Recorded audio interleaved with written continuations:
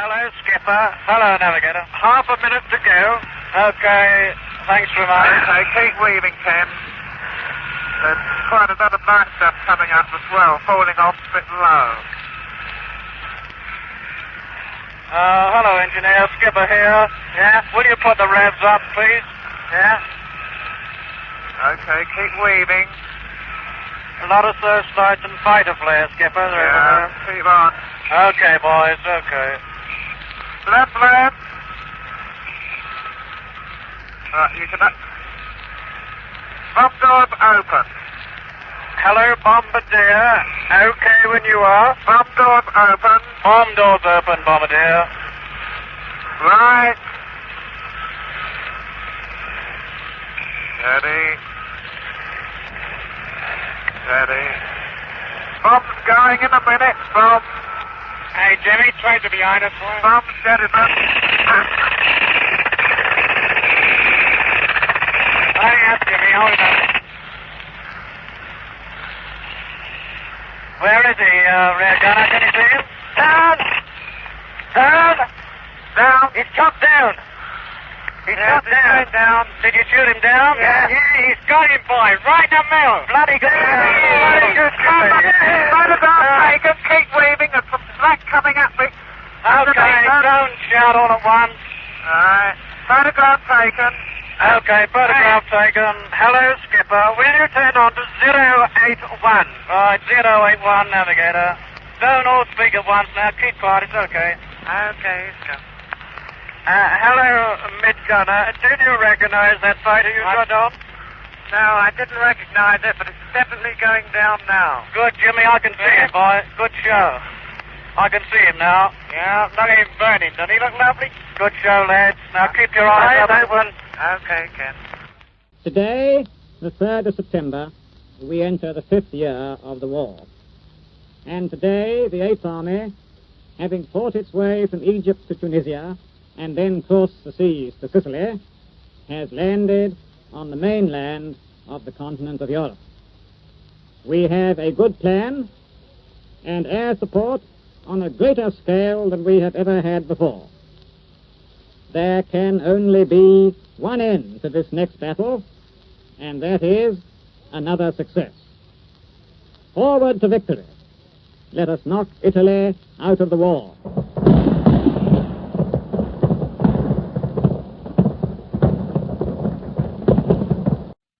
In place of the program scheduled for this time, the National Broadcasting Company presents its regular Saturday feature from London, War Telescope, a review of the war week and a forecast of possible developments to come.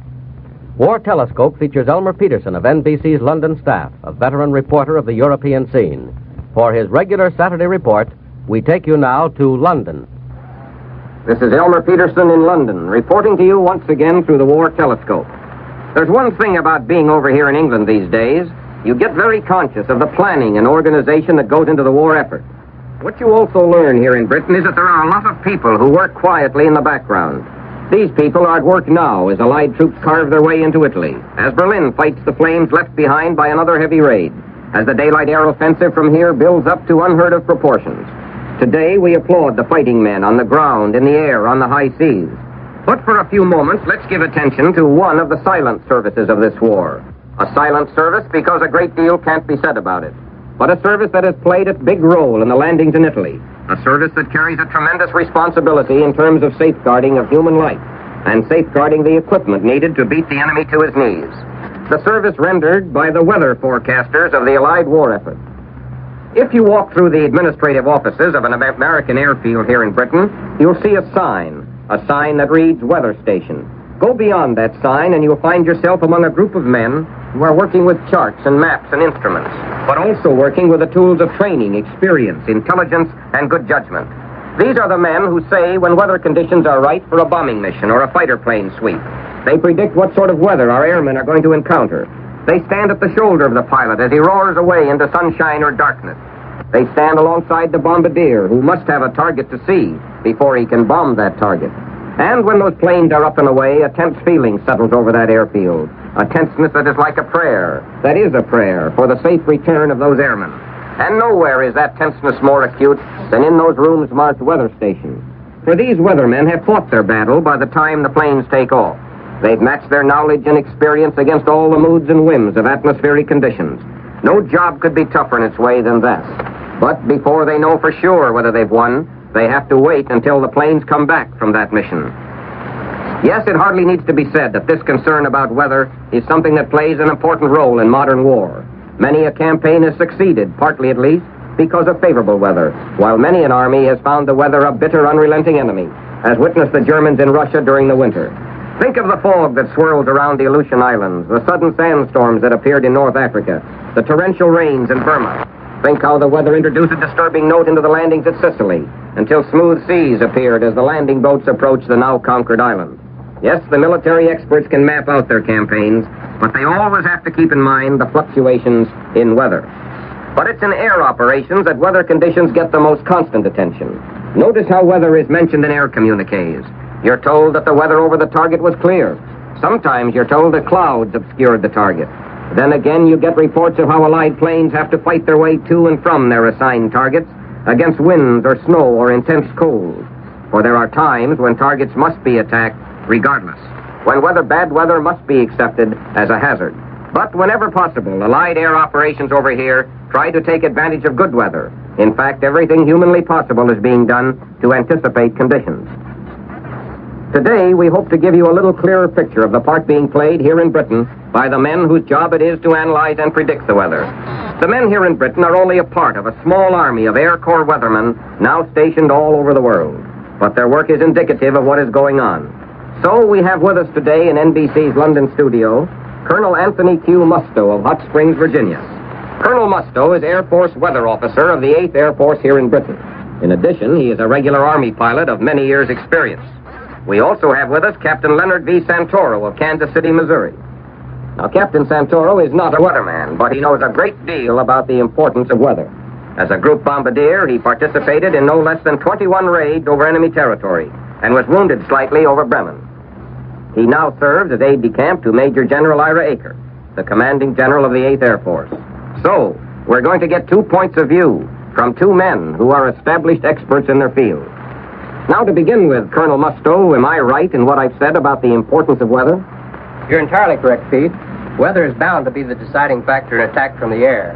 The idea is not only to bomb, but to bomb efficiently, to hit the assigned target as effectively as possible, while safeguarding in every way possible the men whose job it is to go after that target. Well, then, as a meteorological expert, I think we better leave that word out of this, Colonel. As an Air Force weatherman, say, how would you explain the duties of your section? Well, I'd say it's this way. We try to give the anticipated and existing weather conditions to the general in command of operations so that he can make plans to fit the existing and anticipated weather conditions. What do you mean, Colonel, when you say we? I mean the weather officers and the enlisted men of the Army Air Force Weather Service. That is to say, the weather forecasters and the weather observers. Well, can you elaborate on that just a little, Colonel?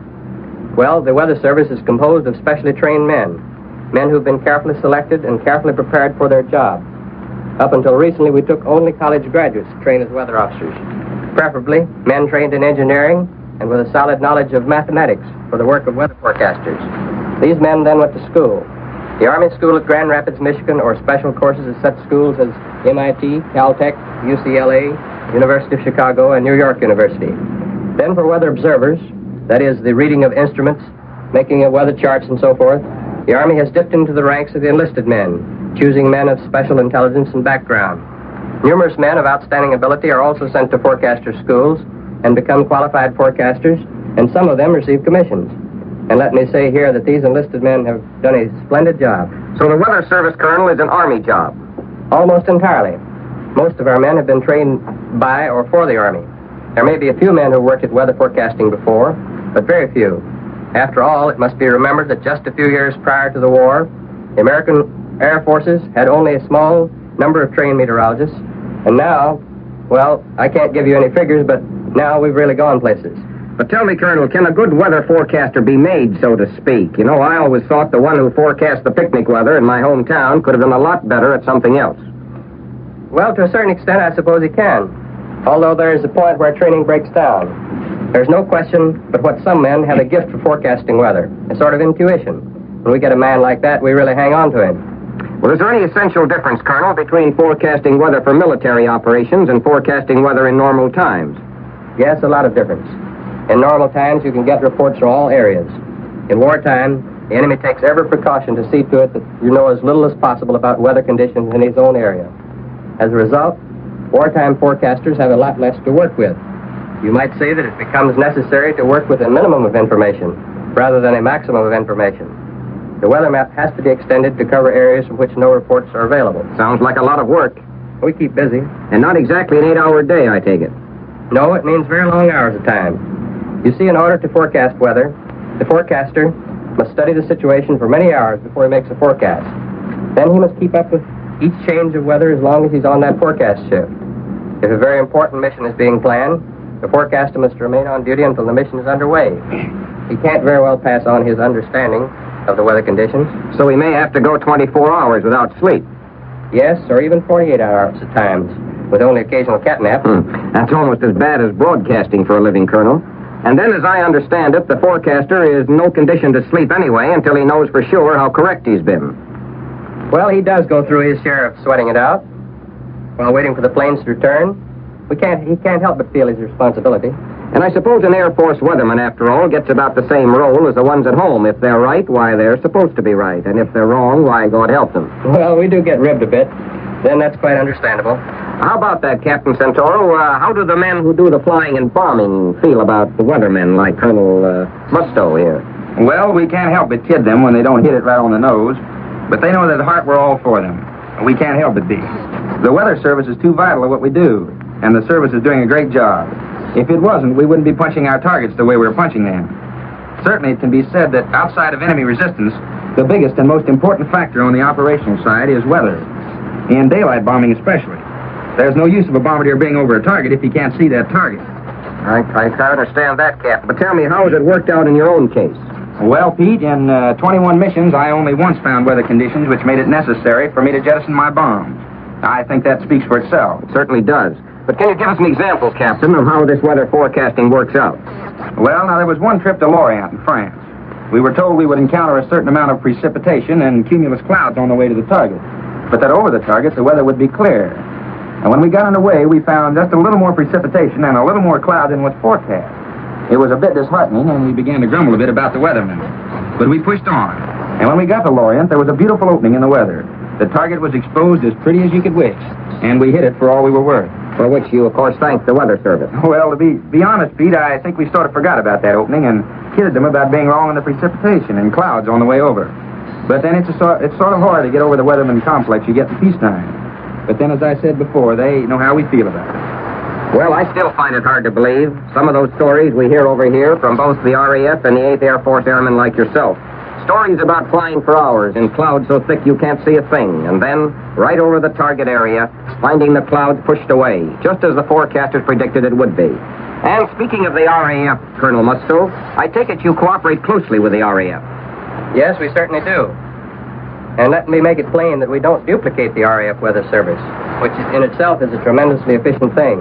Our own service and that of the RAF augment each other. You might say that our own service now forms a part of the British Weather Network.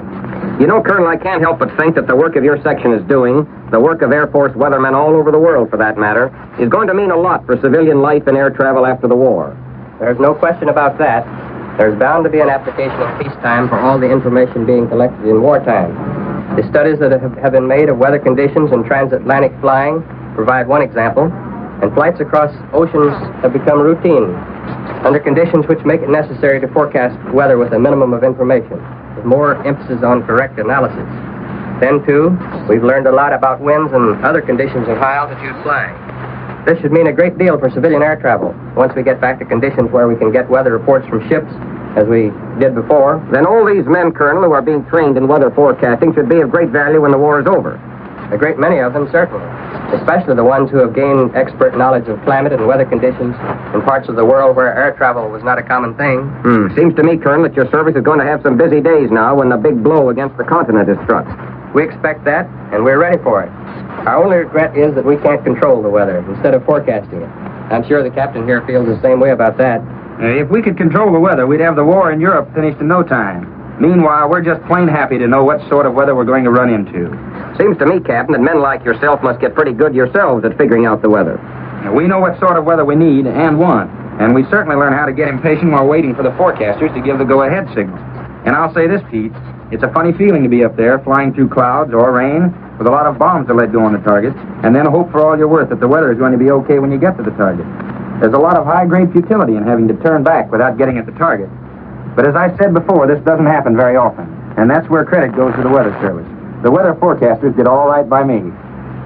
I'm sure they did, and so this great work of analyzing weather conditions goes on here in Britain and elsewhere. And at this moment, here in Britain and at Allied airfields all over the world, men are studying, reading, making maps, gathering in all the information they can about weather conditions. In many cases, they're tied with long hours of work, but they keep at it with a determination and a skill that merits applause. And at this moment, somewhere, Allied planes are out to find new targets or to hit at old targets. They may be flying alone or in formation. They may be over cities or out over the lonely skyways of transocean flying. They may be over Italy or Germany or the South Pacific. Wherever they are, the pilots and crews of these planes are up there with a margin of safety and a margin of efficiency, too, for which the weather forecasters are responsible. Someday, when the barriers are down, we'll have the full story of what they're doing, the risks they take to get the information they must have. It's going to be a good story. For the present, this can be said. They're doing their job. They're doing what's expected of them. This is Elmer Peterson saying goodbye on this program until this time next week. You have been listening to War Telescope, a weekly report on the war as seen from London by Elmer Peterson, NBC's veteran observer in the British capital. Mr. Peterson is presented each Saturday at this same time over most of these stations. This program came to you from London and New York. This is the National Broadcasting Company. World News Today, brought to you by Continental Radio and Television Corporation, makers of Admiral Radio, America's smart set. By shortwave broadcast direct from important overseas stations, as well as leading news centers of our own country, CBS correspondents are waiting to bring you a complete report from the world's political and battlefront. But first, here's Doug Edwards.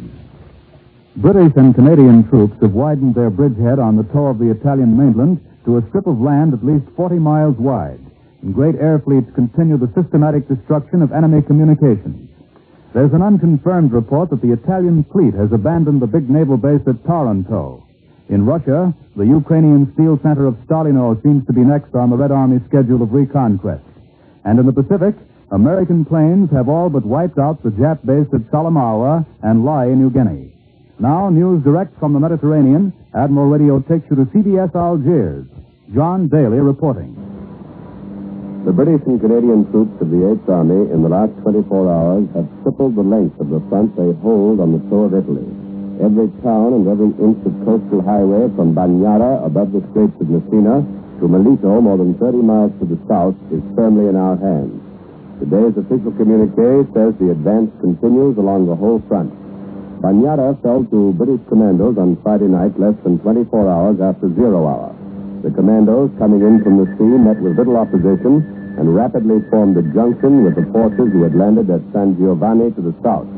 Meanwhile, the troops who landed originally at Reggio drove down the coast road to occupy Melito under the toe with no opposition worthy of the name. In spite of increased demolition, which is causing some delay, Axis opposition remains comparatively weak. Some 2,000 prisoners have been taken, mainly Italians, who didn't fight. It is possible that the Axis forces may have pulled out of the toe. They are like a man fighting a lion out on the end of a tree limb who has to look back continuously to make sure no one is saving or sawing the limb behind him. Somewhere in the foot of Italy, it's expected that the Axis will make a stand. That somewhere will probably be a point where the constant threat of an Allied flanking movement by sea is partially neutralized by enough land space to leave a fighting chance for a quick withdrawal. In the air, there was a slight increase in Axis opposition yesterday. 20 enemy fighters carried out an ineffective attack against our supply lines in the Straits of Messina. 8 of them were shot down. Meanwhile, our tactical air force roamed all over the Italian toe looking for targets and not finding very many.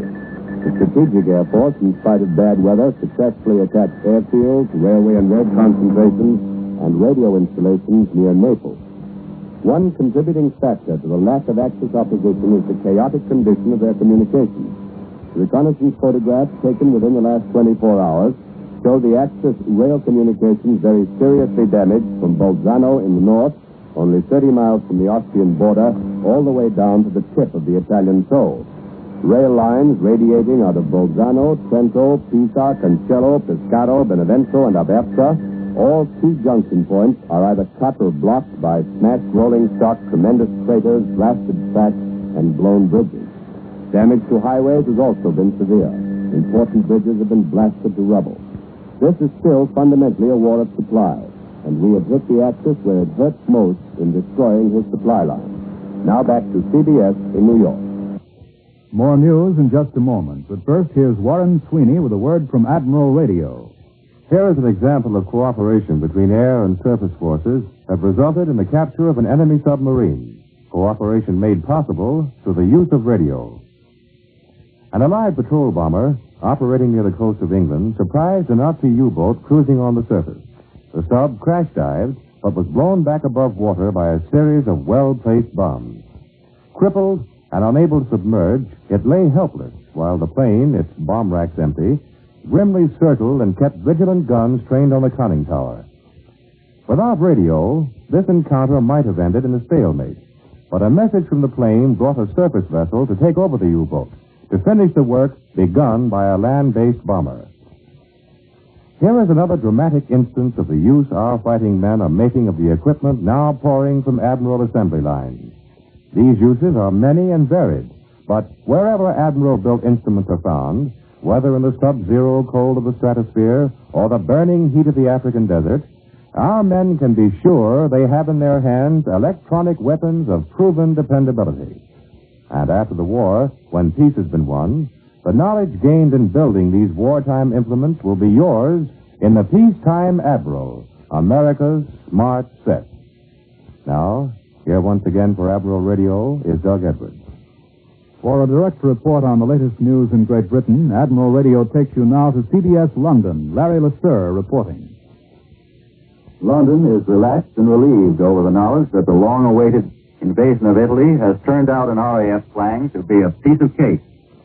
The fighting is expected to get tougher as soon as the British troops come up against the German defense lines. No observers here are willing to venture a guess as to where the Germans will make a stand. But it's known that a number of German divisions are in the south of Italy. In London, it looks as though the Italians would be ready to come to terms at any time. But the Badoglio government is not the real master of the situation in Italy. Those 18-odd divisions of the German army and their supporting Luftwaffe are at the moment the strongest force on the Italian mainland. Informed quarters here believe that we will have to land at least a similar number of divisions in Italy before the Badoglio government could feel free to make a decision in our favor. There are increasingly strong rumors that the northernmost country of Fortress Europe is ready to call it quits. But the British attitude is that if Finland wants to talk peace, they'll have to approach Moscow direct. The Finnish indecision lies in the fact that Germany is feeding them. There is a possibility that if Sweden were willing to reduce the rations of the Swedes by 10%, Finland should be fed and find it possible to retire from the war. London is undoubtedly rather surprised by the news that Marshal Stalin has made a pact with the leaders of the Orthodox Church in Russia, that he has agreed to a meeting of Russian bishops to elect a patriarch of all Russia and to establish a holy synod.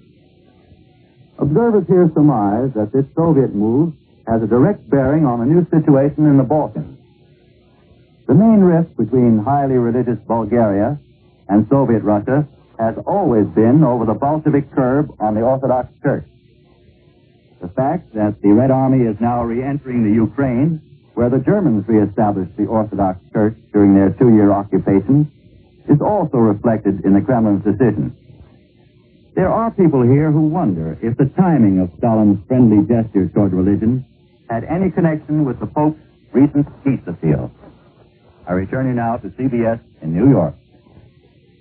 Columbia's traveling reporter, Don Pryor, is in New Orleans ready to interview Andrew J. Higgins, the man credited with the impossible in building PT boats, landing barges, and other craft for our armed forces. Mr. Higgins has strong views on the utilization of our vast war facilities when the fighting is over. For this interview, Admiral Radio takes you to New Orleans. Don Pryor reporting. All over America, I have asked all kinds of men what they were planning for the peace. what they thought the chances were to utilize America's vast war facilities when the war is over. I've had all kinds of answers. They range from blank despair to a kind of hypnotic faith that all will be well. In between, there's a strong current of determined purpose that says, by golly, the job's got to be done regardless. One of the greatest spokesmen for that school is Andrew Jackson Higgins of New Orleans. He's the designer and builder of PT boats, landing barges, cargo ships, and other craft, and soon he will be one of the nation's largest builders of cargo airplanes. Mr. Higgins, what's your answer? There is no room in the world today for the negatives, those who say it can't be done. This war will be won by the positive men, liberals, and so will the peace. We must look forward to the day when our boys will be returning. They will not be satisfied to rake leaves or sell apples on street corners, to be shunted or shoved around. They will demand jobs and decent incomes. It's up to the government and industry alike to plan, to engineer, to see to it that this country will be a better place in which to live than it was before. We have learned that when there is a need, the money to meet that need can be found. There's been too much prattling about balanced budgets, alarm for the national debt, such negative bugaboos used to maintain the status quo. In time of war, we forget them and go ahead and perform so-called miracles. Should we fear to attempt tasks for peace as great as or even greater than our accomplishments for war? Why should not the vast plants and other enterprises created to produce expendables be even increased for greater employment to create usable things to advance our civilization, to ensure the betterment of our way of life? Why should we hesitate to undertake vast enterprises, such as the creation of superhighways, super railroads, the establishment of great craft training schools, the elimination of the slums to provide decent habitations to all our people? America can do all this. Well, for the present, Mr. Higgins, there's an immediate problem, manpower. Yes, but I think a lot of the manpower that's been recruited away from this section will be coming back soon. Ducks fly south in the fall, you know. Aside from that, I believe people leaving non-essential jobs for war work should be given guarantees their old jobs will be secure when the war is over.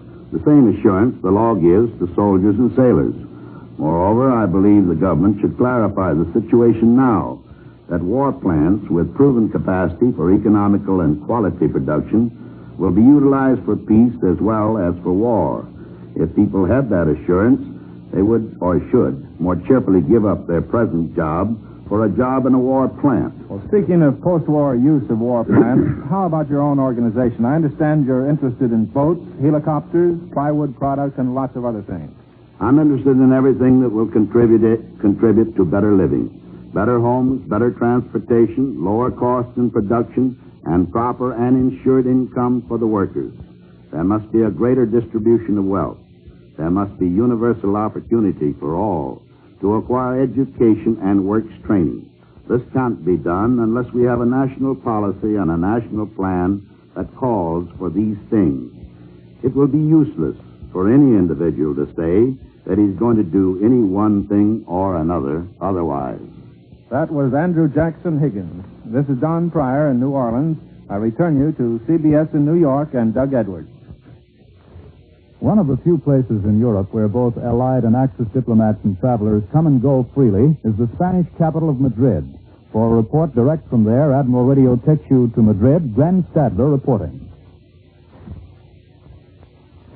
The big local news in Spain today comes from Burgos, where General Franco presided at the celebration of the founding of the Kingdom of Castile 1,000 years ago. During the remainder of this week, the local headlines will concern the grand finale of the summer season in San Sebastian, where Foreign Minister Jordana, Ambassador Hayes, and the diplomatic corps have been residing. These events are chiefly social, but also have much political significance. Before going north, the Army Superior Council met twice. Such meetings are held only to consider important matters. Besides from politics, all Spain is speculating on whether or not a big-time bullfighter, Domingo Ortega, will appear in Madrid next week. And anything can happen, either inside or outside the ring. Yesterday, bullfight fans carried to the cemetery the body of one of their fallen heroes. Spaniards, of course, are vitally interested in Italy, but consider its collapse a foregone conclusion. One observer commented that it merely was a question of whether Italy would be devoured bit by bit, like eating an artichoke, or swallowed in one mouthful. They would not be surprised if a definite offer of peace came from the Council of Ministers in Rome tomorrow. Some think the Allies will drive across Italy, span the Adriatic, and join General Mikhailovich in Yugoslavia and the thousands of patriots in Albania and Greece. Because of this, much importance is attached to the Hungarian foreign minister's pessimistic statement yesterday. He said that Hungary only entered the war to defend herself, yet she grabbed part of Yugoslavia and her troops are fighting and retreating in Russia. It's quite possible that the Hungarians, with whom the war was never popular, are exploring ways and means of extricating themselves from Nazi domination. From France comes the story that Maurice Chevalier has started a new mode in men's clothing, the turned-up pants lace. It has had widespread success, for it has become the symbol of those who don't want to be sent to work in Germany.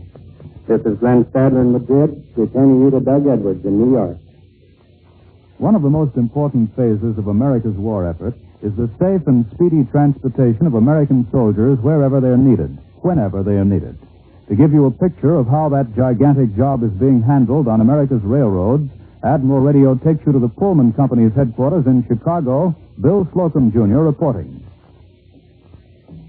I'm sitting now in a simple office located in the Pullman Company's Chicago headquarters. Across from me sits an affable-looking gent who claims he's 71 years old.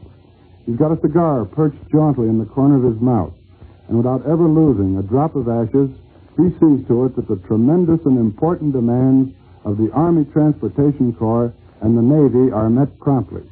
His name is Bert Dewey, and of course they call him Admiral.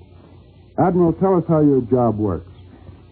That phone rings over there, and the Army or Navy tell me to get so many Pullman cars at such and such a place at a certain time. I do it.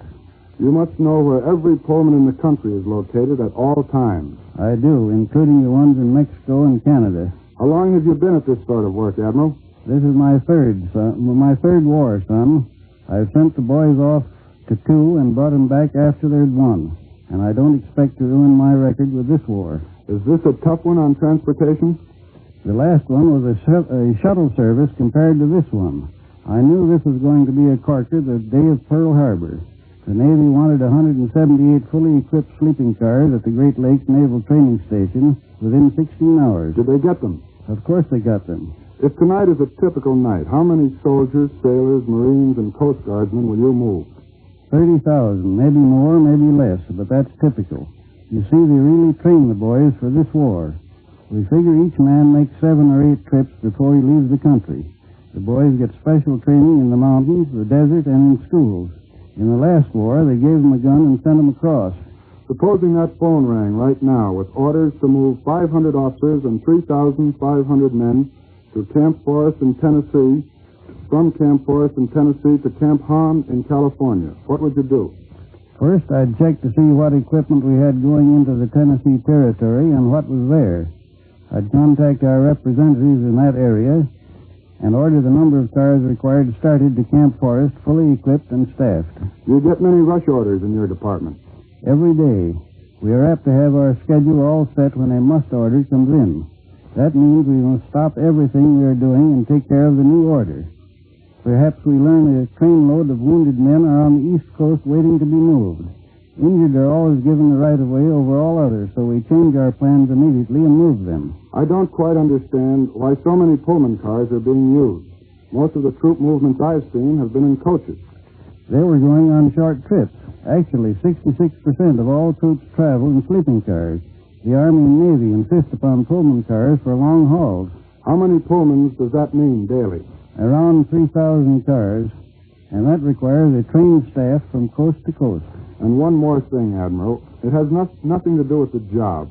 But could I look at the man who thinks up names for Pullman cars? Sorry, Mr. Slocum. He works in a dark room and nobody can bother him.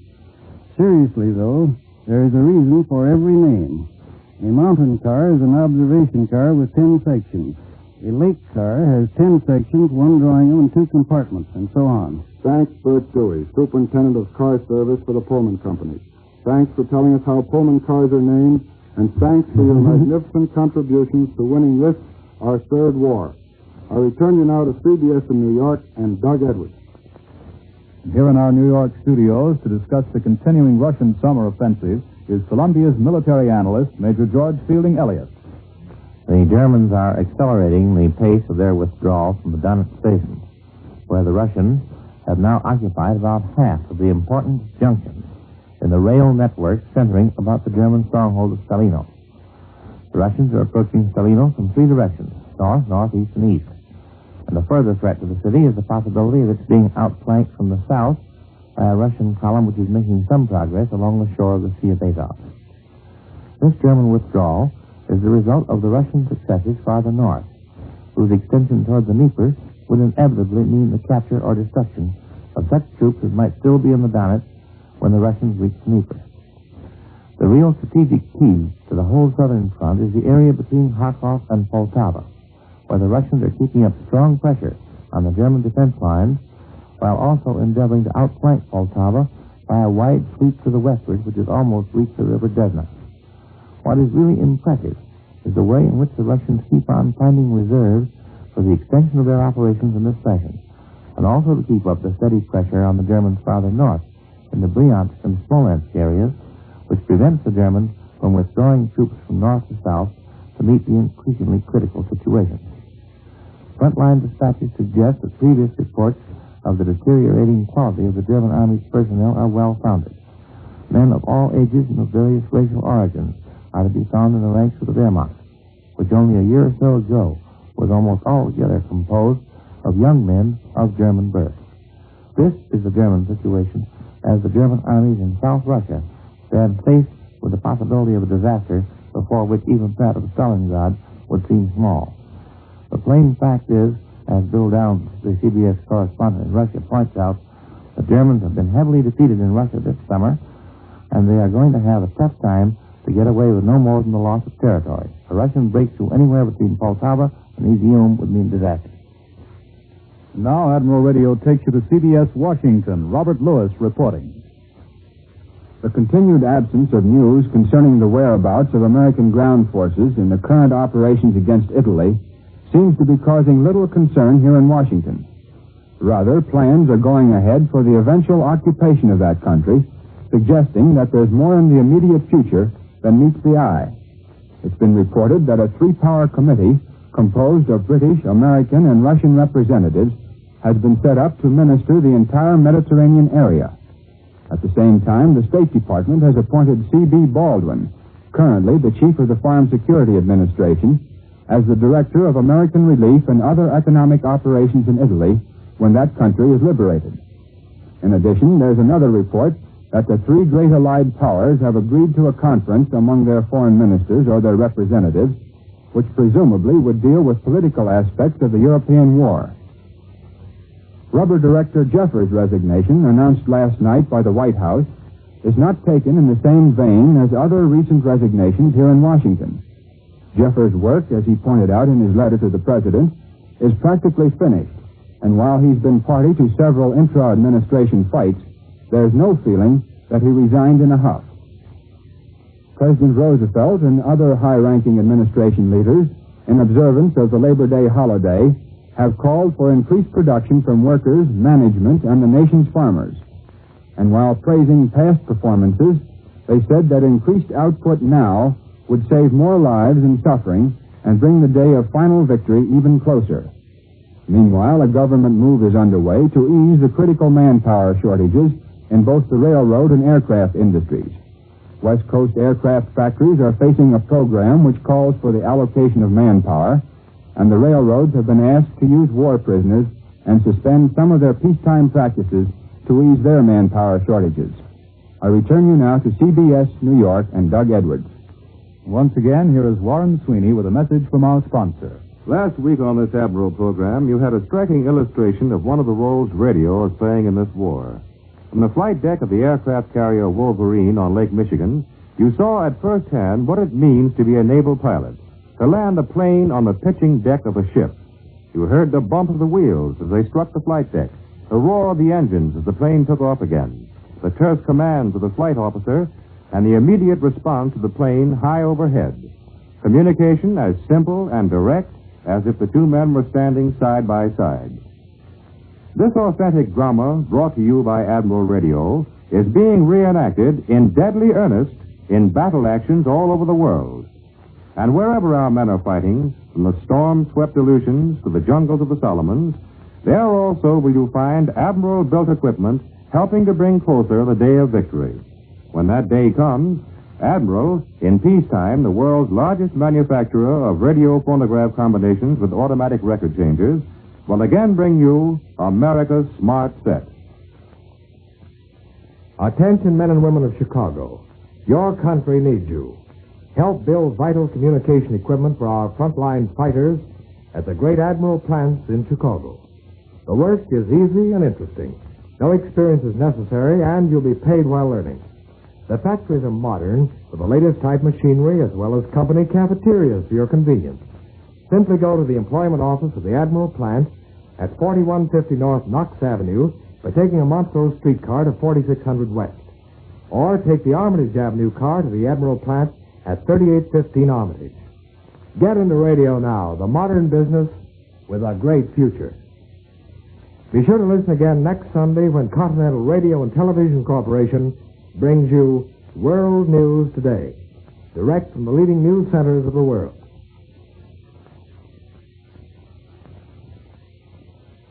This is the Columbia Broadcasting System. The Italian government has surrendered its armed forces unconditionally. As Allied Commander-in-Chief, I have granted a military armistice. The armistice was signed by my representative and the representative of Marshal Badoglio, and it becomes effective this instant. Il governo italiano, riconosciuta la impossibilità di continuare la impari lotta contro la soverchiante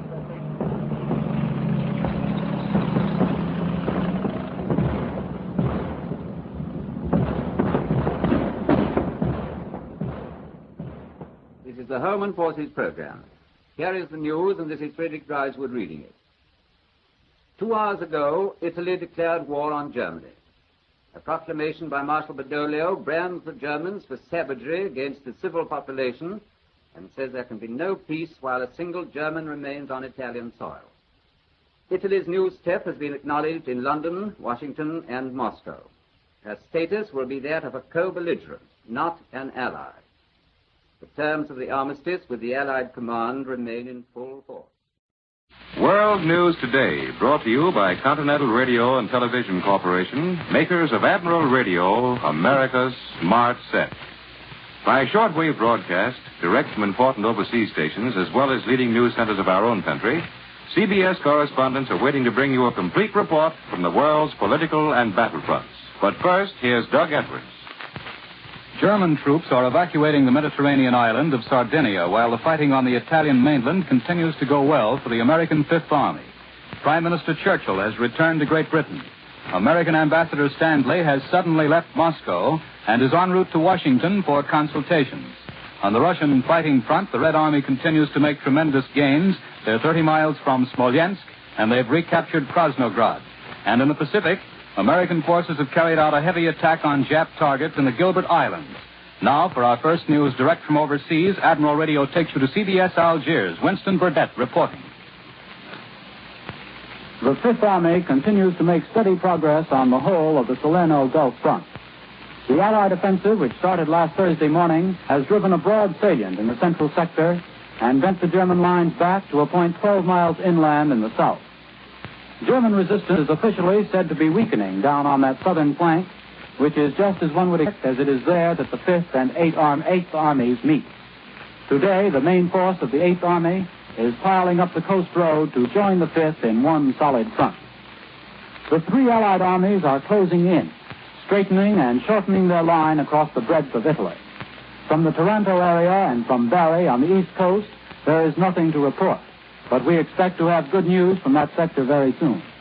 In the days to come, as our forces drive against the German Salerno positions from the south and east, and as reinforcements for the Fifth Army keep pouring in increasing numbers, our first large-scale land offensive should really begin to roll. There'll be a considerable German force against us, backed by huge supply dumps throughout the Naples area. What we have met on the Salerno beachheads is just the beginning. One significant development in the past 2 days is that the enemy has begun digging in and building fixed machine gun posts at many points. He may be preparing to abandon his recent mobile tactics and try a more static kind of defense. He may be preparing to withdraw the main body of his forces from the Salerno area, leaving an artillery screen to hold us in check. Already he has begun to thin out, and there have been no reports of German counterattacks over the weekend. The Luftwaffe also has been showing less and less fight over the Salerno battlefront. Yesterday, while our bombers and fighters were wrecking scores of German aircraft on the ground, the Luftwaffe had practically vanished from southern Italy. We still have no further details about fighting in Sardinia. 2 Italian divisions are credited with chasing the Germans off the island to further trouble in Corsica. The Germans had very few troops in Sardinia, apart from air troops, and even these have been singularly inactive recently. Every day for the past month, our patrols have been ranging up and down the Sardinian coast, trying to scare up a dogfight, looking for trouble, and finding none. The place has been dead. Just now, Sardinia will probably not be of very great use to us, and its fall will have no great effect on the course of the Italian campaign. True, its 4 large airfields are only 300 miles from the land, which theoretically is as good as having an airfield just outside Rome. But our long-range bombers can operate even more effectively from better developed bases on the Italian mainland. I return you now to CBS in New York.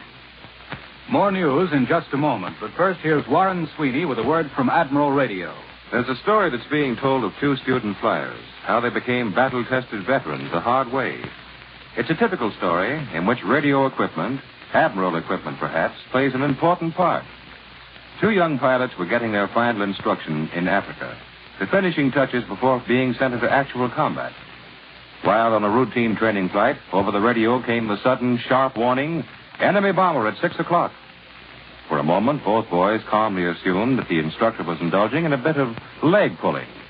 But looking down, they saw a huge Nazi bomber streaking in just over the water. Jolted into action by an eyeful of the real thing, they whirled their planes into a screaming dive. A press of a button, and 3 cannon shells ripped into the enemy ship. For a split second, nothing happened.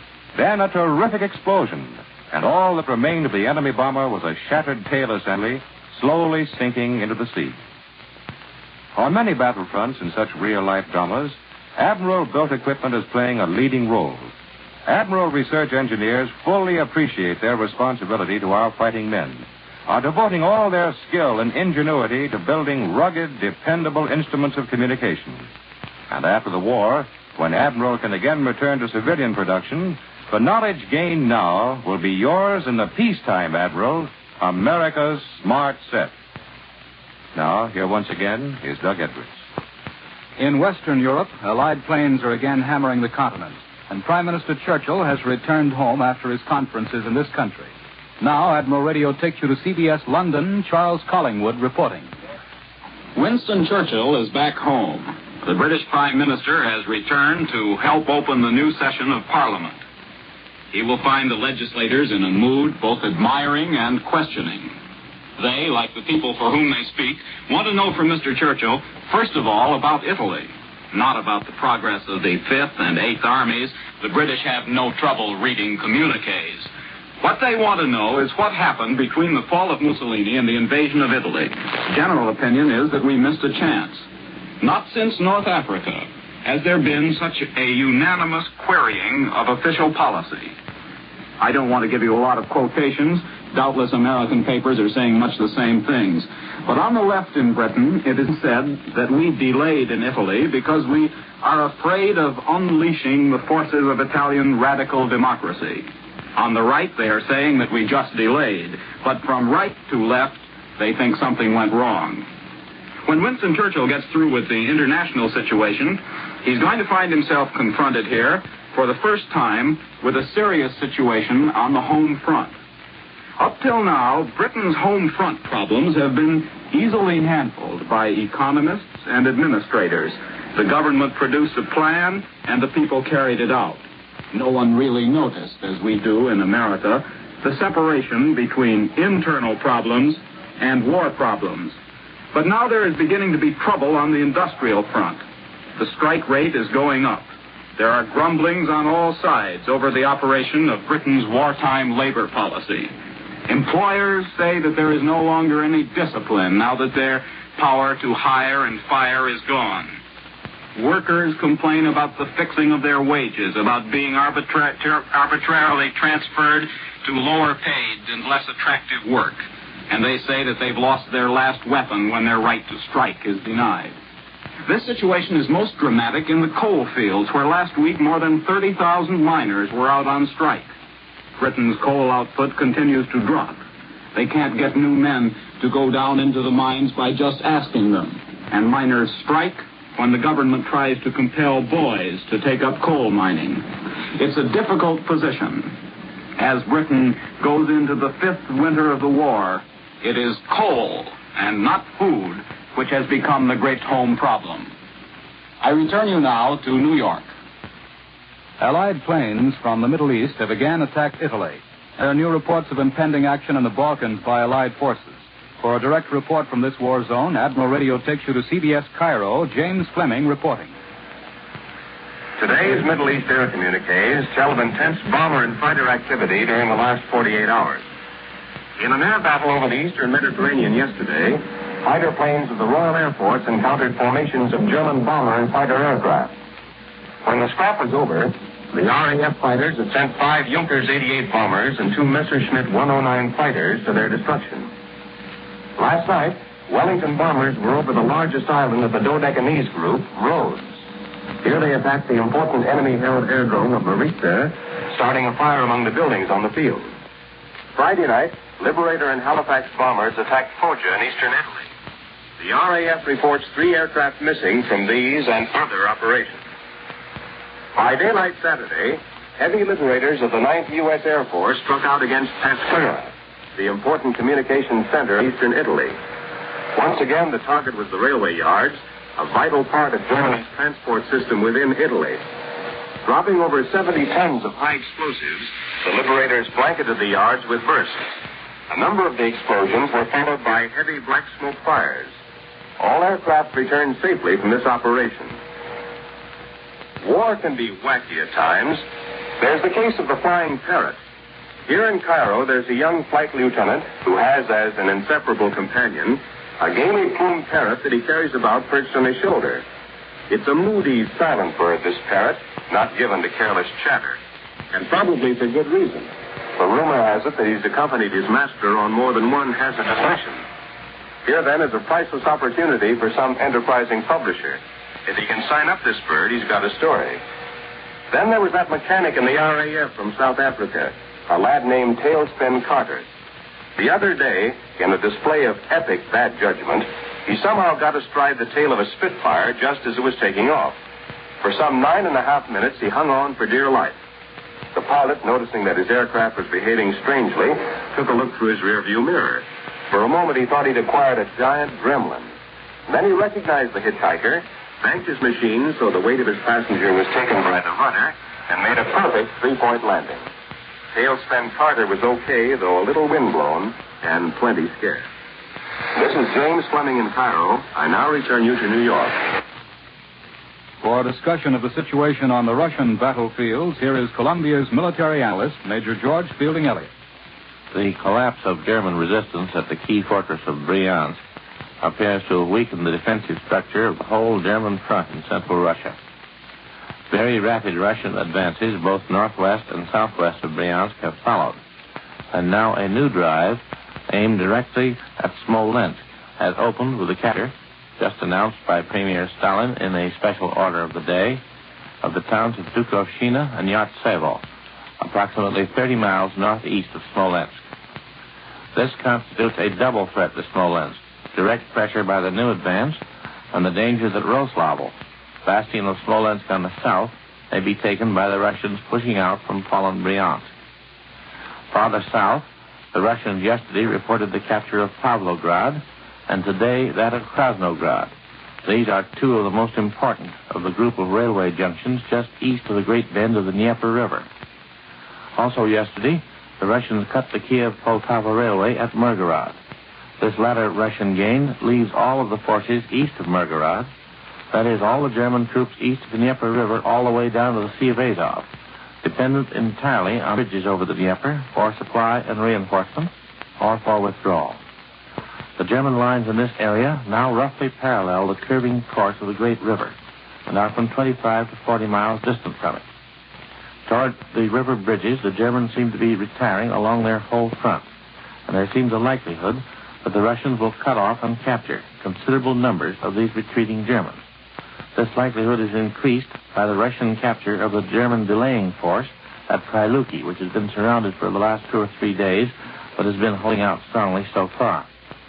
One important strategic result which the Russians may gain in the south is the retaking of the Crimea, from which the Romanian oil fields could be bombed at a range of something like 300 miles.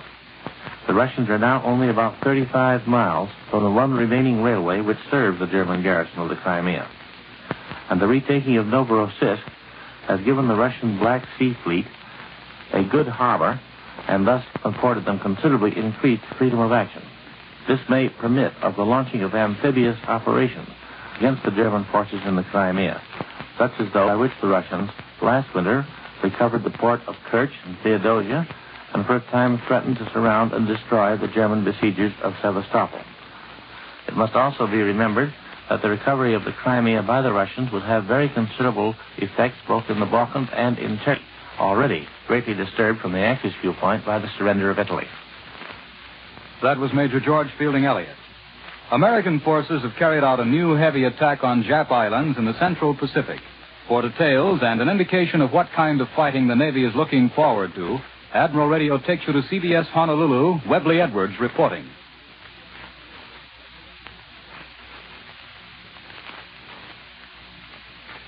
The Pacific Fleet carried out its obvious intention of hitting the Jap regularly and in strength by attacking in the Gilbert Island group Saturday night and Sunday East longitude time. A communique released late last night by Admiral Chester W. Nimitz here at Pearl Harbor said strong Pacific Ocean area forces conducted heavy raids on the Jap bases at Tarawa Island in the northern Gilbert group and on Nauru Island west of the Gilberts. These operations were carried out according to plan during the night preceding and for a good portion of the day of September 19th, East longitude time. Details of the operation are not immediately available. With the war in the Pacific into its 21st month, the United States Navy has given strong indication that it expects no quick or easy victory. 2 items point this up. Another new dry dock for repair of warships has just been completed at Pearl Harbor and will be dedicated this week. The Navy is increasing its hospital facilities here in Hawaii to meet an increased wounded as the war mounts in tempo. There's every indication that the Pacific Fleet is preparing to strike at the Japs regularly and in strength. The fleet is ready and able to do this at any point from the far north all the way to the East Indies, perhaps in more than one place in quick 1-2 blows. The bulk of the Navy is in the Pacific, stronger than at any time in the nation's history. The surrender of the Italian fleet releases British sea strength from the Mediterranean to the Indian Ocean, thus further stretching the already wide coverage of the now defense-minded Jap fleet. This factor undoubtedly has played an important part in the plans of strategy mapped out by Admiral Nimitz and his staff for the coming fall. The United States Navy now dominates better than 3/4 of the Pacific Ocean area. That portion controlled by the Japs, however, contains the greater portion of the Pacific Islands. These, as has often been pointed out, are stationary aircraft carriers. Since the turn of the tide, our forces have obtained some of these stationary carriers, the Solomons, the Aleutians, and in our newly won portions of New Guinea. Ours, however, is still the long haul. I have seen a considerable portion of the Pacific Fleet's might in and out of Pearl Harbor, and it is of comforting size and strength. These warships are not out here for defense purposes. That our fleet can and will attack is shown by the recent Marcus Island offensive, less than 1,000 miles from Japan, and this we attack on the Gilberts. It's reasonable to expect more such attacks from now on and regularly. This is Webley Edwards in Honolulu. I return you now to New York.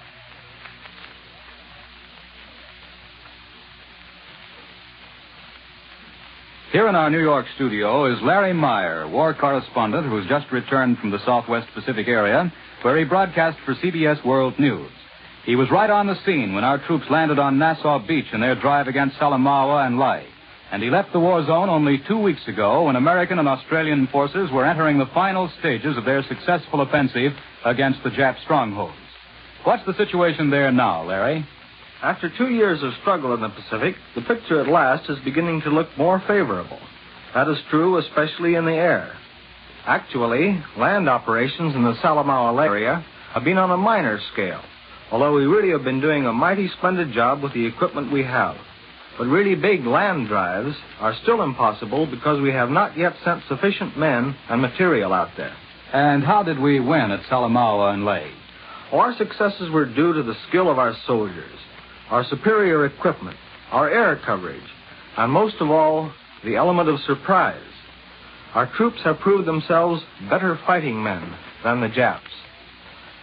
And in actual combat, in the muck of the rotting jungle, they have blasted the myth of Japanese superiority in warfare in the tropical wilderness. And when they went after Salamaua and Leh, they sprang a double-barrel surprise. First, we landed troops at Nassau Bay and started thrusting towards Salamaua.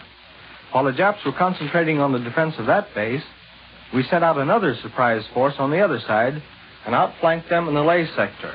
That was fairly easy going? Not a bit. I can tell you it was no picnic. I've been over that ground on bombing missions. I've hiked through the jungles and mountains with the troops and swung around Huon Gulf on barges and patrol torpedo boats. The natural obstacles are heartbreaking, and the Japs resisted bitterly. Yet we succeeded in opening a new phase of war, offensive war, in the Southwest Pacific. Are there any other factors in our success? Yes, superiority in the air. General MacArthur, in a recent talk I had with him, confirmed our superiority. We have scored great blows at Wewak, Madang, and other enemy bases. Besides, we are getting more and more fighter and bomber planes out there. But probably the most important element is the plain fact that our flyers themselves are vastly superior to the Japs. The score in our favor now is nearly 10-1. Well, Larry, we seem to be doing all right so far. How about future operations? Well, General MacArthur has never become fully reconciled to the idea of winning the war in Europe first. Naturally, he has to fit in his policies with the world strategy of the Allied High Command. But he can use the men and equipment he has to their utmost advantage. And even with his limited resources, he hits the Japs where he can and whenever he can. Where do you think the next blow will fall? Many observers look for a land, sea, and air assault on the Japanese naval base at Rabaul. Yet the first really big blow may come at some far distant point least suspected by the Japs. That was Larry Meyer, one of Columbia's correspondents in the Southwest Pacific. In this country, Ambassador Stanley's return home from Moscow and a new discussion on the future of General Marshal are attracting major attention. For details, Admiral Radio takes you to CBS Washington, Robert Lewis reporting. The departure from Moscow of American Ambassador Stanley is expected to further the arrangements for the three-party meeting of American, British, and Russian representatives in the near future.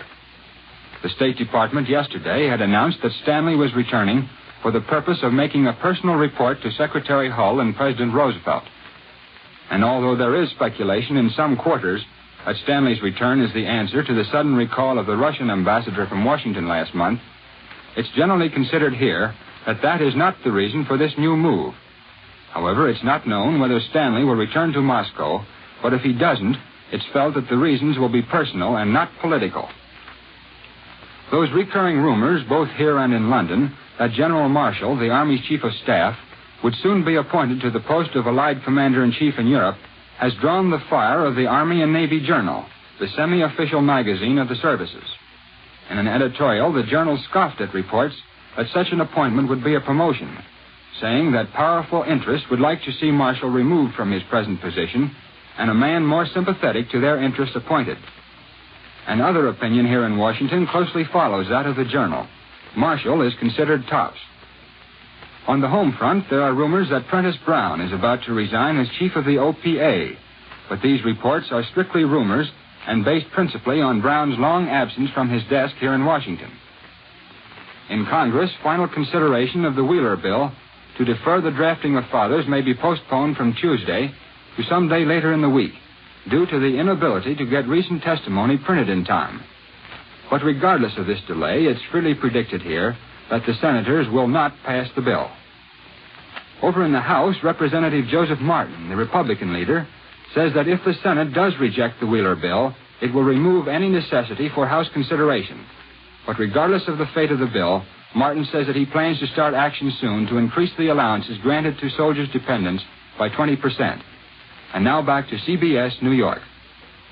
Premier Stalin, in the third order of the day, has just announced that Soviet troops have captured the junction of Lubny on the Poltava-Kiev Railroad. And now here's Warren Sweeney.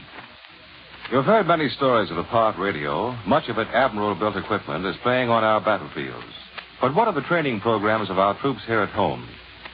An interesting plan for furthering the use of radio in this important work was recently revealed. Manning an anti-aircraft battery, for example, is a highly technical precision operation. Naturally, the more realistic the target, the more skilled the men will be when faced with actual battle conditions. Kites have been used, as well as sleeves towed by training planes. Miniature gliders have also been released high in the air to serve as objects for anti-aircraft fire. Experiments are now being made with model planes driven by actual motors and entirely guided and controlled.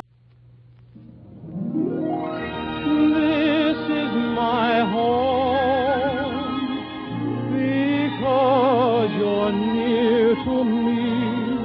This is my home because you make the sun to shine.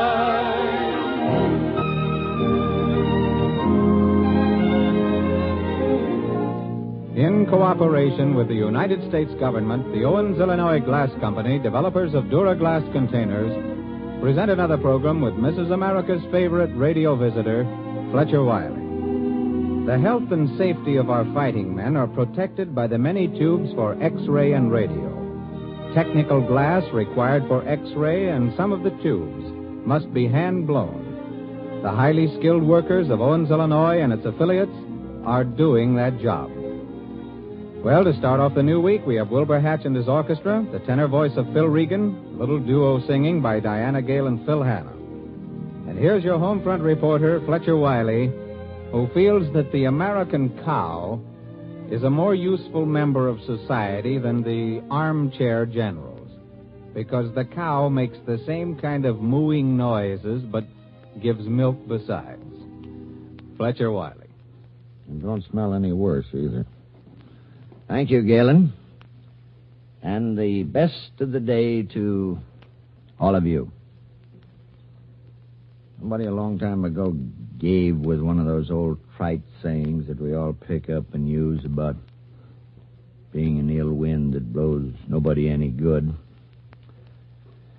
And I think that that applies to a lot of commentators about this war down the Mediterranean area. But it's kind of a cradle of civilization down there. It's been there a long time. There's a lot of history and a lot of mythology and folklore. Then we heard of it one time or another, and most of us have forgotten. And when the news of the fighting is vague or reserved, why, anybody that's got to talk into one of these things gets down the 5-foot shelf or the Encyclopedia, the World Almanac, or calls up a friend and finds out some Roman legend or a slice of ancient history that makes good background. And they've got nothing on me. That's just what I'm doing right now. I'm just wondering what with Sardinia in the news headlines. I'm wondering if you can figure out a name. This sounds like the quiz kids. If you can figure out a name that owes its derivation to Sardinia. And none of you subway riders need speak up and say sardine, because I'm not talking about that either. They used to have a great custom down there in Sardinia a long, long time ago. Up until we started to become aware of the fact that it should be against the law to starve to death and that people in their old age were entitled to some consideration, old people were always a tremendous problem. And the funny part about that is that old people always feel that they're a tremendous problem, which increases their problem. They used to, in many sections, they used to take an old man when he got too old to work, or an old woman, take him out and tell him to look at the moon on the edge of a tall cliff and give him a gentle shove, and that solved the budget problem in that family. The problem of dispatching people who have gone beyond their years of extreme productivity is very ancient. The Nazis have renewed the ancient custom in recent years, but they haven't even confined their depopulation activities to the old folks at home. On Sardinia, when they were colonists of Carthage, there wasn't any ham and egg pension plan for the old folks to look forward to. And they couldn't even look forward to retiring to the Sardinian counterpart of Long Beach, California. And when the sons and daughters decided that Papa was too far past his prime for further usefulness, they waited till the dark of the moon and they knocked Papa in the head with a club. Now, that's literally, and this is a fact. Some of the children kind of shrank from the task of clubbing Father on the bald spot, and these sensitive souls used to hire a professional finisher to do this job for them.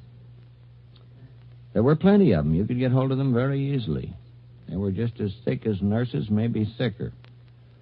There were strong-arm boys, and there were gun mouths with a club who did this work.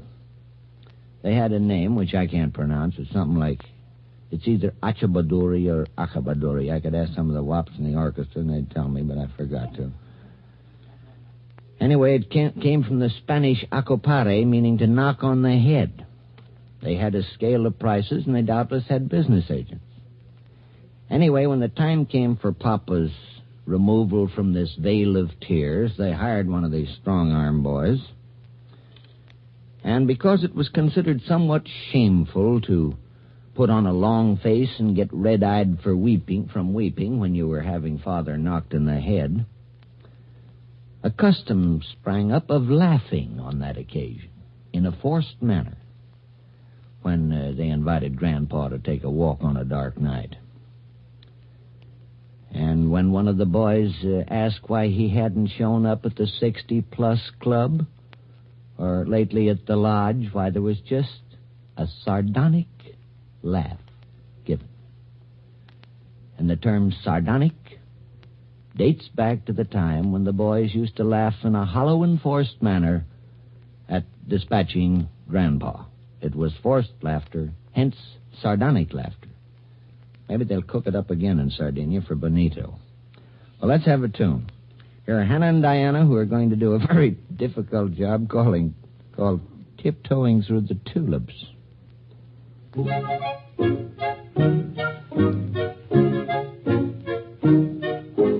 Tiptoe to the window, by the window, that is where I'll be. Come tiptoe through the tulips with me. Tiptoe from your pillow to the shadow of a willow tree, and tiptoe through the tulips with me. Needy, in flowers we'll stray, we'll keep the showers away, and if I kiss you in the garden, in the moonlight, will you pardon me? Come tiptoe through the tulips with me.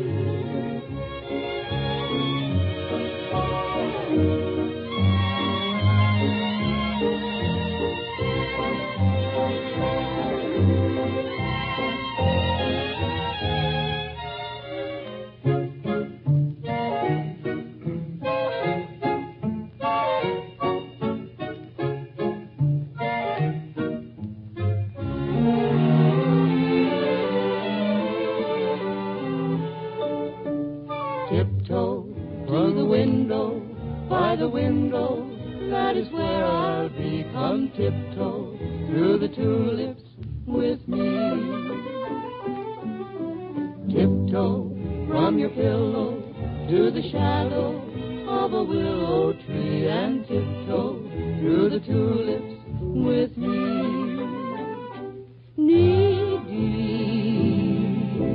In flowers we'll stray, we'll keep the showers away, you in the garden, in the moonlight. Will you pardon me? Come tiptoe through the tulips with me. You know, if you wander around very much in your part of the country, if you can wander around very much, what with the gas shortage and stuff, you pass all kinds of houses, little ones, big ones, up to the kind where they have a 6-car garage and a winding entrance leading up the top of a hill. First, you realize there's a lot of difference between these various homes. You could spell it out with bucks. Generally, one family has more money than the other. They live in a better street. And you sometimes wonder, well, wonder what it was happened to put these people living up in the hill and other people living across the tracks. It isn't a matter of character, because very frequently you find better character on the other side of the tracks than you do on the top of the hill, and vice versa. But if you look around now at homes throughout this country, you'll find that big or little, they're strangely alike. Not in the terms of what they'd cost, but in a very human way. Regardless of what the size of the homes may be, in window after window now, you see service flags. 1 star, 2, sometimes 3, sometimes a gold one mixed in with the other ones. These flags are probably more truly the flags of democracy than the stars and stripes that they run up over the public buildings.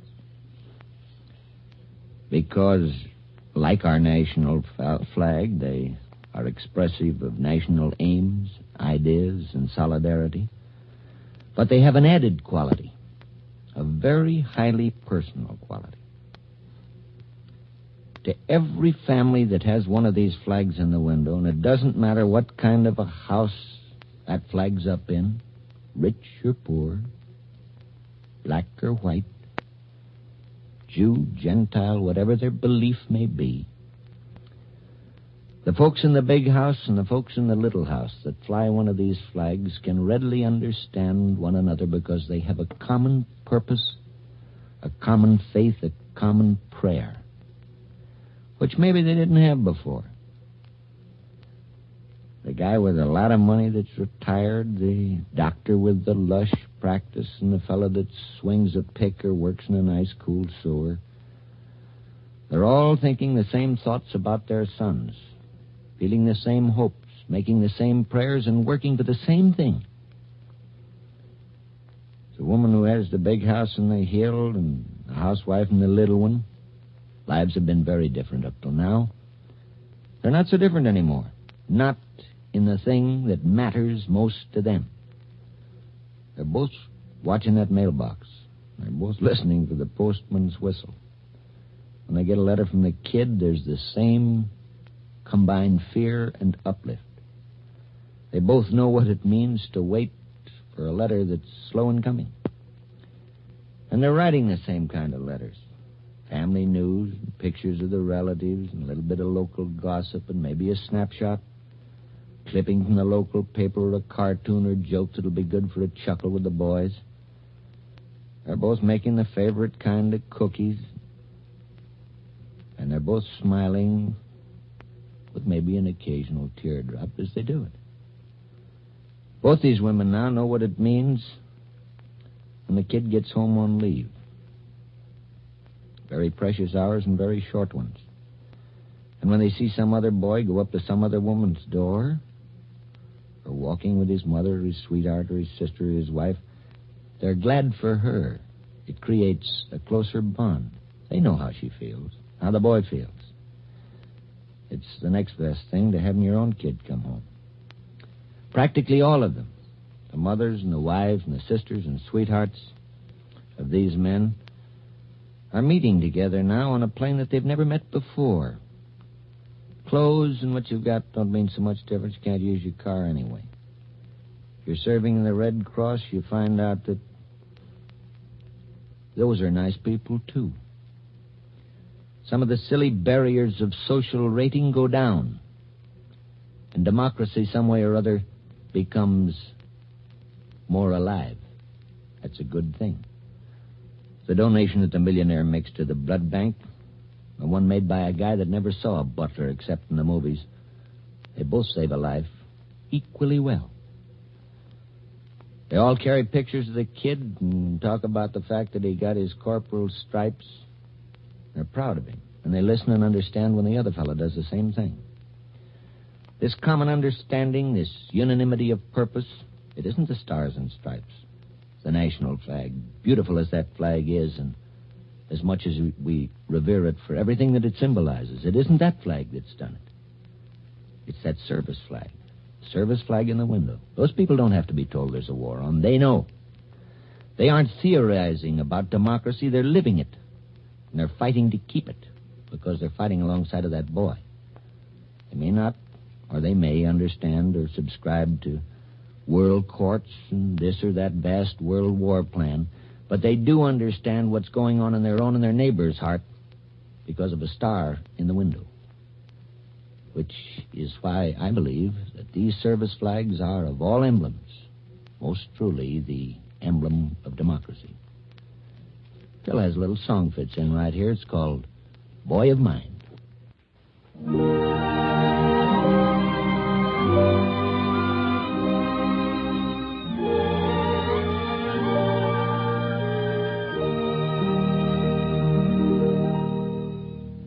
Oft when I'm lonely, my memory swings back to your baby days,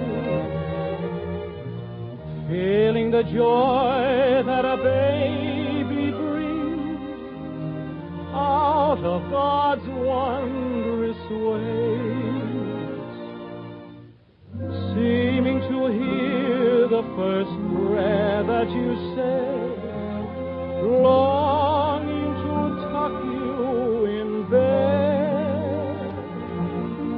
There's no one knows how I long for you now. Here with my arms outspread,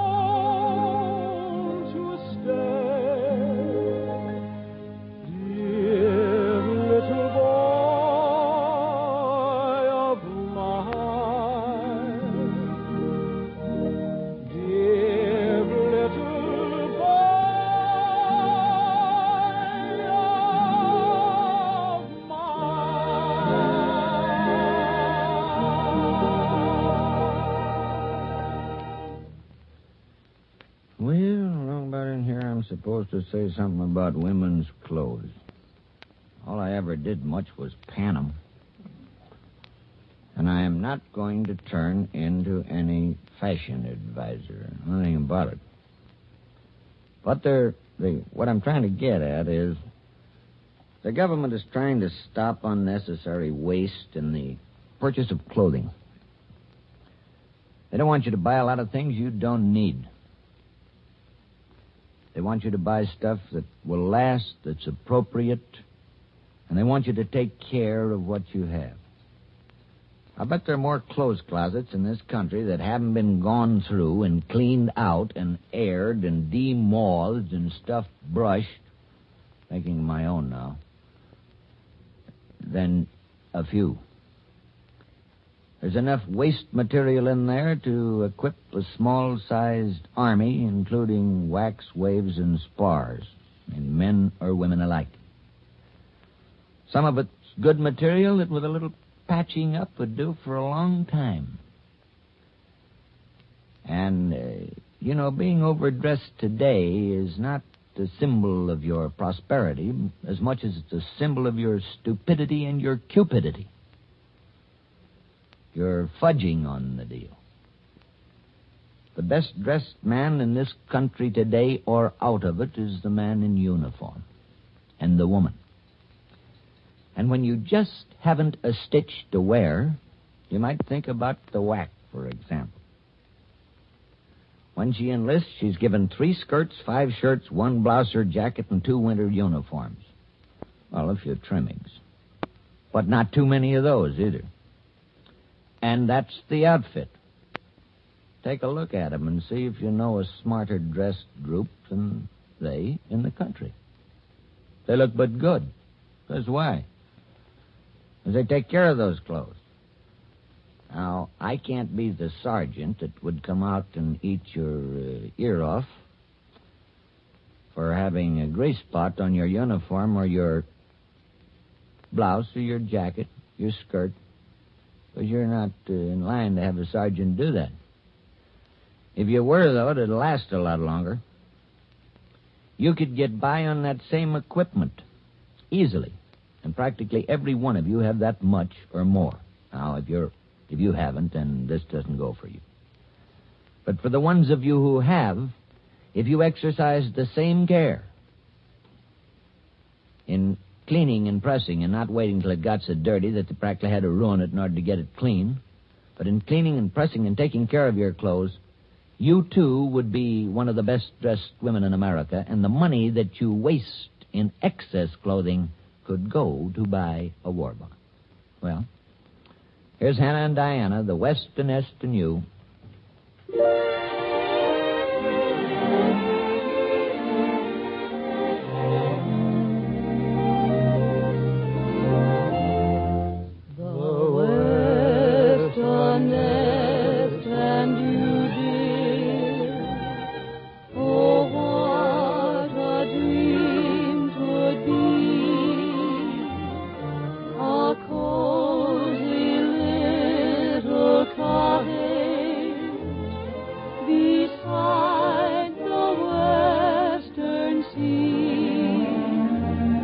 And who knows, someday maybe my dreams will all come true. A cradle and a baby, the West, a nest, and you.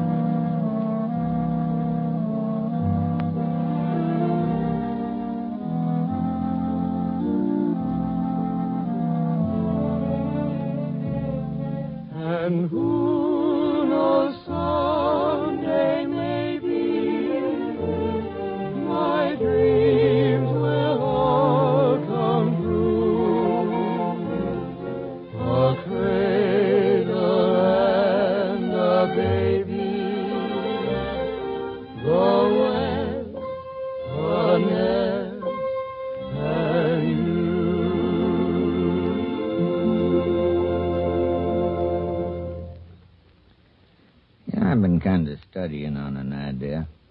Wonder if fashions in men in this country aren't changing. A lot of you gals are going to have to get through used to 4Fs and guys that have put new ball bearings in their wheelchair. I think that's going to make a pretty good... Maybe I'll get around to that tomorrow. If I don't, I'm going to do it this week. Sure as you're a foot high. Well, that's about all. Thanks for listening, and good afternoon.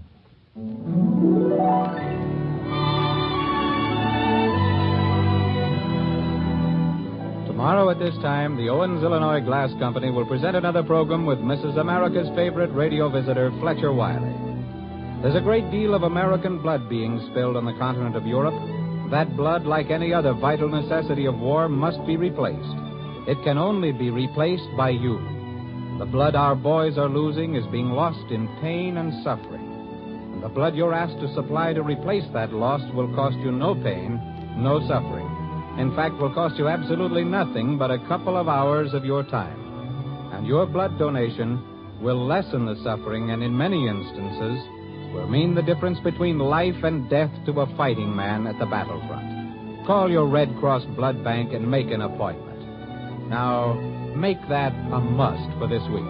Galen Drake speaking. This is the Columbia Broadcasting System.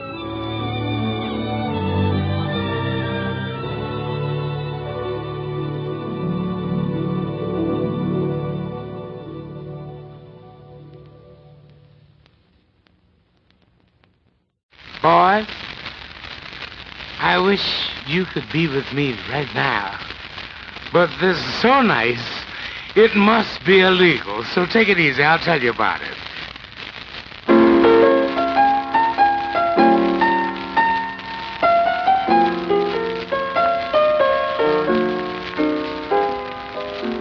This is so nice, it must be illegal. Meeting you once more. Feeling so good, it could be against the law. Yes, and I'm loving you, yes.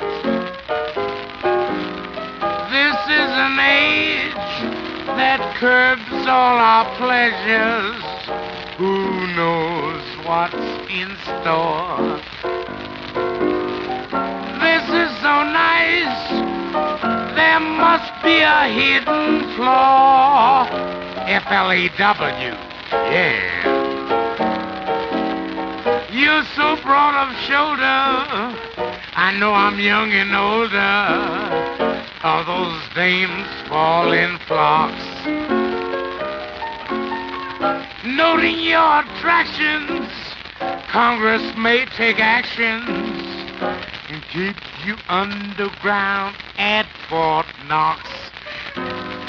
Quick, let us kiss before it's a list. It could happen here. This is so nice, it could be illicit, dear. Yeah. And now, the finale of the first act in my show Early to Bed. Look out, boys. There's yes and there in Martinique. Watch out.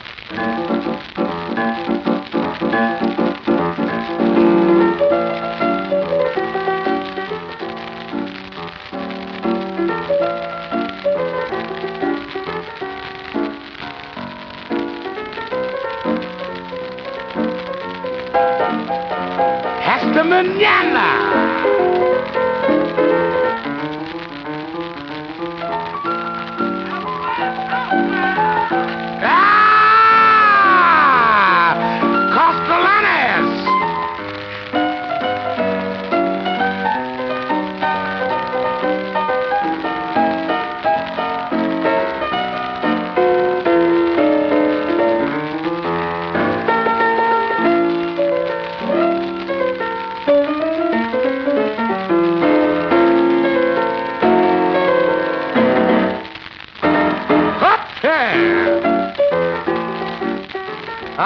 Give it good, Mama. Are you senoras? Drag your body over here.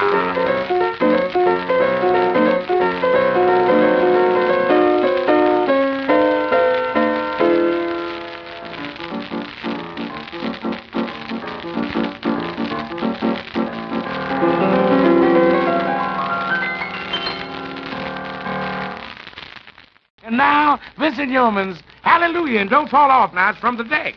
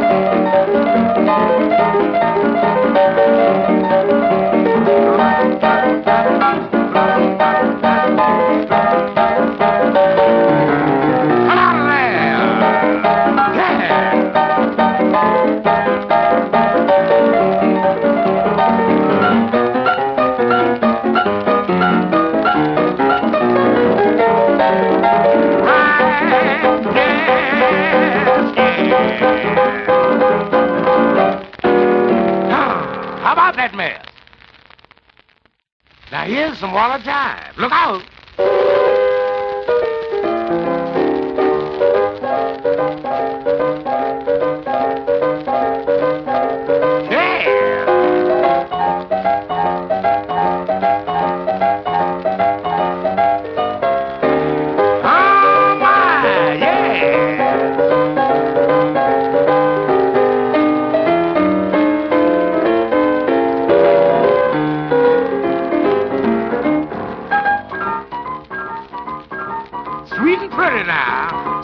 Brother Waller. Yeah.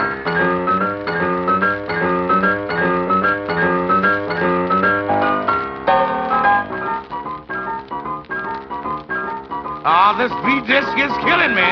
Yeah.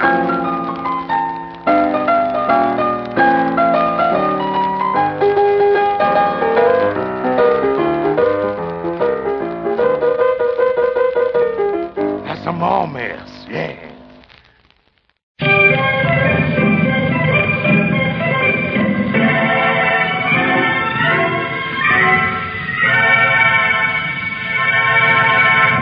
Wake up, come up, speak up. When you have something on your mind you'd like to get off your chest, what's the thing to do? If you're burned up about something and want to cool off, what's the thing to do? If you feel denied, passed up, or passed by, what's the thing to do? You said it. The You Tell 'Em Club is the clearinghouse for people with new ideas, suggestions, constructive criticisms, complaints, secret ambitions, hidden talents, inventions, and 1,001 other things they want the world to know. So join the You Tell 'Em Club and you tell 'em. What's more, you get paid for telling. And here's the man with the ever-ready ear, your president of the You Tell 'Em Club, Tom Slater.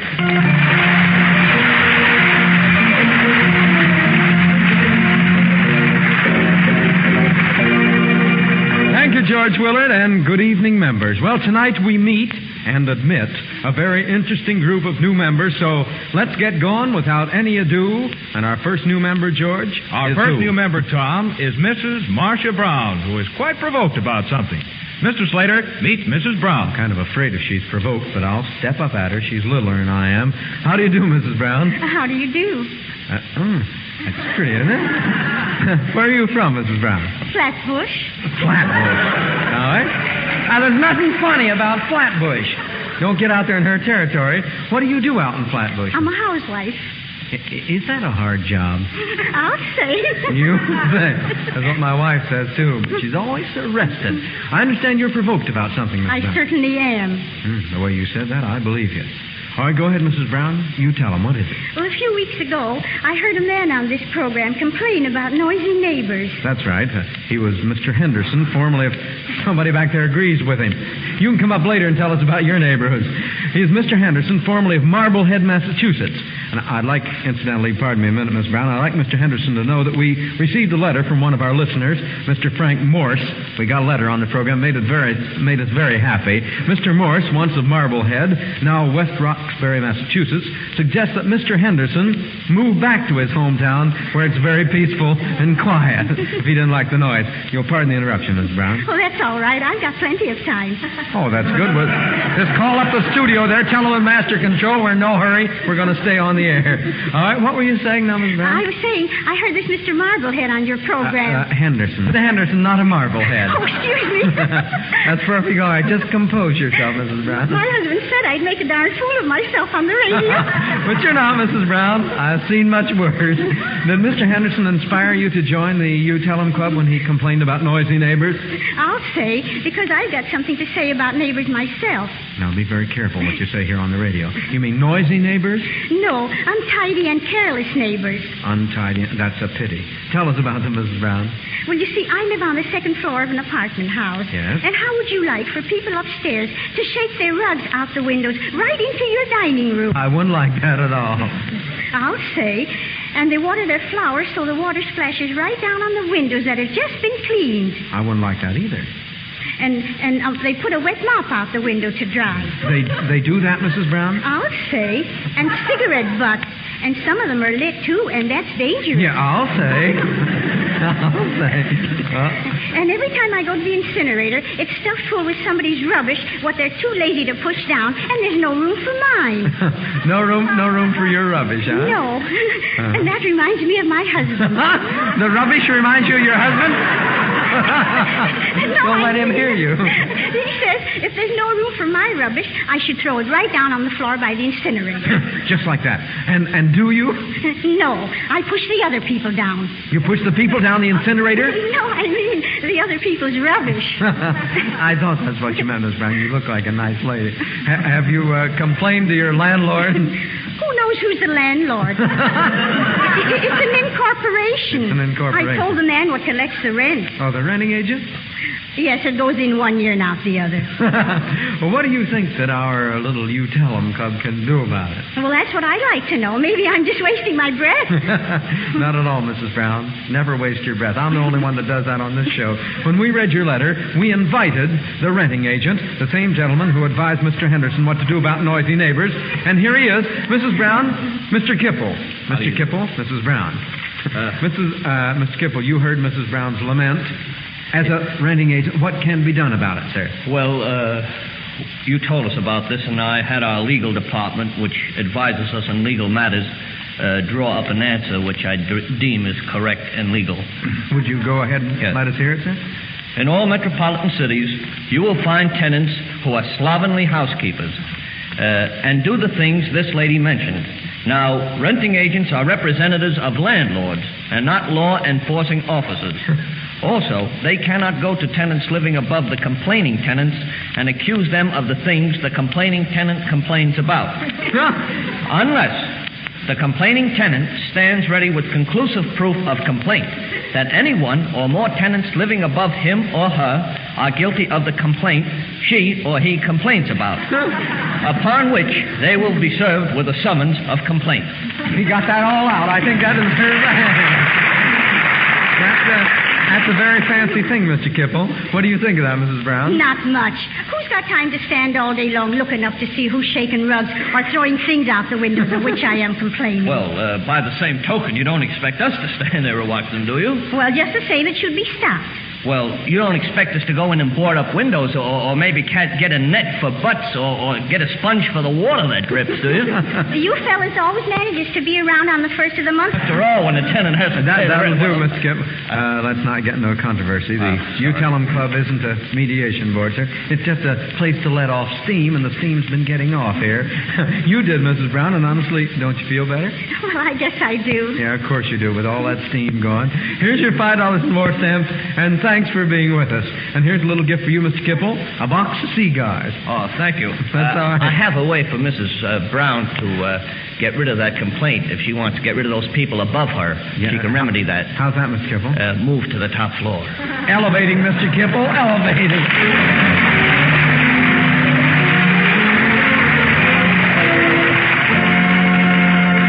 Our next new member comes with a complaint. Tom, meet Mr. J.D. Israel. Oh, greetings, Mr. Israel. How do you do, Mr. Slater? Oh, for a country boy, I get along. Where are you from, Mr. Israel? Lowell, Mass. Lowell, Massachusetts. Were you born there? Yes, 31 years ago. 31 years ago. You speak your age out just right like that. Why, I'm not ashamed of it. You're not ashamed of it. When you get old like me, you'll change your mind. Oh, no. Do you work here now, sir? Yes, sir. And what do you do? I'm a stock clerk. I see. In a ladies' millinery line. Lady millinery, I see. You pack things? Yes, sir. Uh-huh. Do you pack the things you ship, or do you just ship the things you pack? We pack the things we ship. All right. Do you like your job, sir? Certainly. Uh-huh. Well, what's your complaint? Well, I can't work with women. They bother me too much. You hate to work with them? You mean women work in the same place you work and you hate to work with them? Yes, sir. Oh, my land. You don't like women? Not to work with them. Not that you don't want to work with them. Well, why not, sir? Because they're nags, they crab so much and you can't get a word out of them. Uh-huh. They can't get a word out of a woman? No, because you always got to give them the last word. They want the last word. They don't mind how many you get as long as they get the last. That's right. They're kind of bossy, too. That's right. Uh-huh. Do you find that women in your business, do you find them hard to please? Certainly. Mm-hmm. They always haunt you. They always haunt you. They haunt me, too, but I can't get close to them. Do you object? I'll speak to you, lady, in the third row there after the show. Do you object to working with young, pretty women, Mr. Israel? Providing that they have a smile and know how to win the men. You don't mind that. Did you ever try bringing flowers or an apple, walking up to work, with a bouquet of flowers? Certainly. They think I'm a poor fellow. They don't want anything from me. It would be poor if they took everything you brought. That's right. Well, how do they act, say, after business hours? They laugh. They're rigid. They're funny. They go behind your back. They're rigid. They're frigid, huh? That's right. To get behind your back, did you ever try to date them up? Sure. One left me on a corner. And I left her. I had that happen lots of times. Too much to complain about. Truthfully, are you a woman hater? No. No. But you just can't get along with the women in your place. That's right. You don't like to work with them. Some of the men, but they can't get along without the men. Well, why don't you quit? Why? Because they're everywhere. Every corner, all over the world, all over the United States, in the Army. You can't get rid of them. In the Army and in the Navy. That's right. Some of the spars here tonight. Every place you go, you find a woman. That's right. Have you met any other men who have the same complaint? Certainly. Certainly. Have you any idea how this You Tell 'Em Club can help you? Certainly. Let them smile, let them win the men, let them treat them, let them give him a good time, and win his way, and by questionnaire. You want us to tell them that? That's right. And the questionnaire, have them write in, huh? That's right. All right. Ladies who work with men, attention. That goes for the frail. That goes for the... It's a good thing that on this program I'm not a mind reader. I'll just pass that by, sailor. All right, ladies who work with men, attention. This goes for the girls in my office. You can make men like you. You can make men like Mr. Israel or Mr. Slater happy by being more congenial and more understanding. Be more considerate. Be sweeter to us. How's that, Mr. Israel? That's okay with me. All right, if it works. Well, let's hope it does. Here's $5 more stamps, and thanks for coming to the You Tell 'Em Club with your complaint.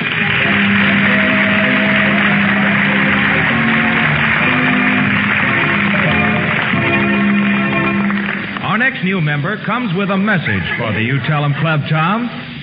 She's a household favorite with a voice you love to hear. She is Miss Hollis Shaw, better known to you as Vivian, with the Phil Spitalny All-Girl Orchestra. Tom, meet Miss Hollis Shaw.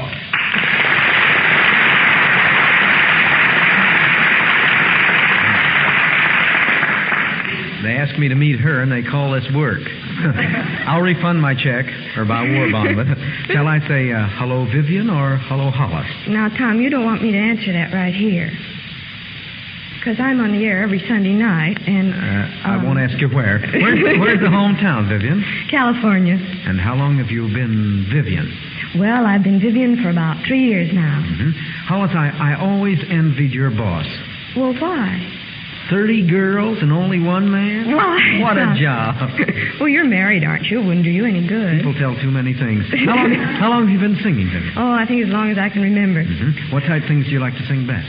Oh, opera and all the things that people love. Mm-hmm. Attention, Eddie Johnson. Here's a very nice thing for opera.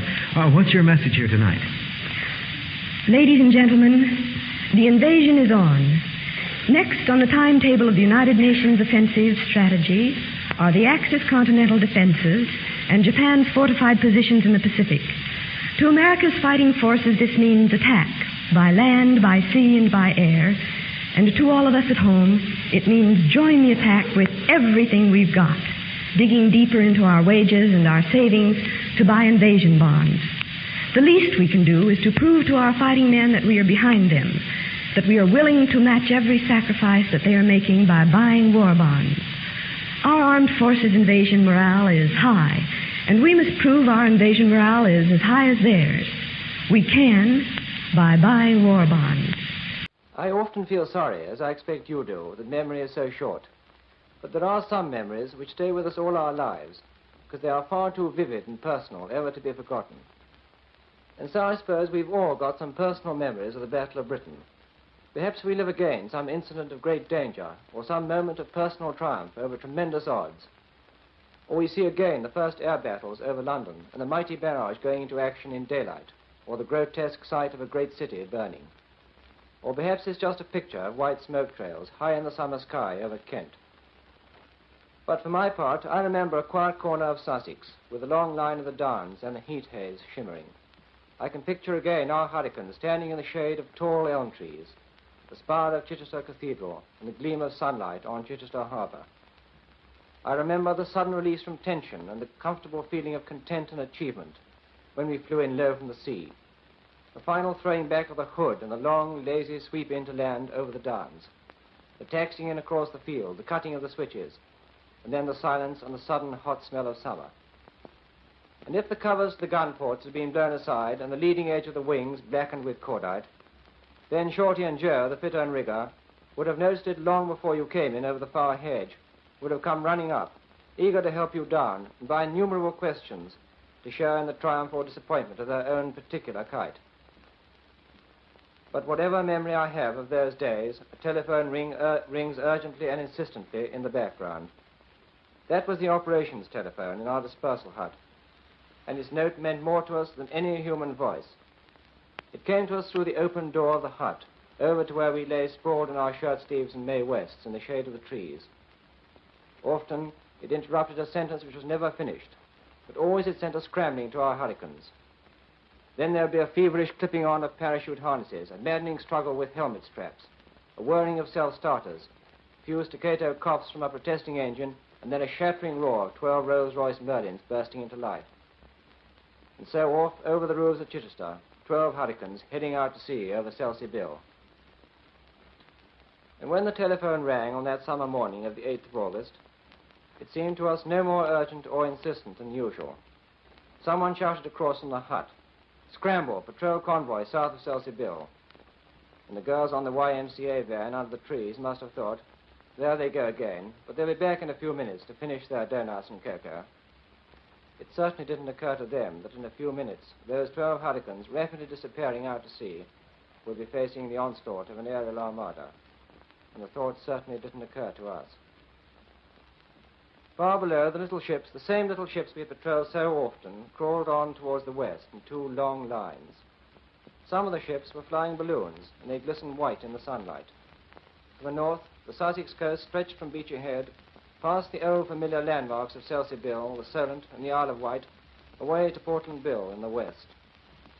And in the south, towards France, great banks of white cumulus clouds towered up to prodigious heights.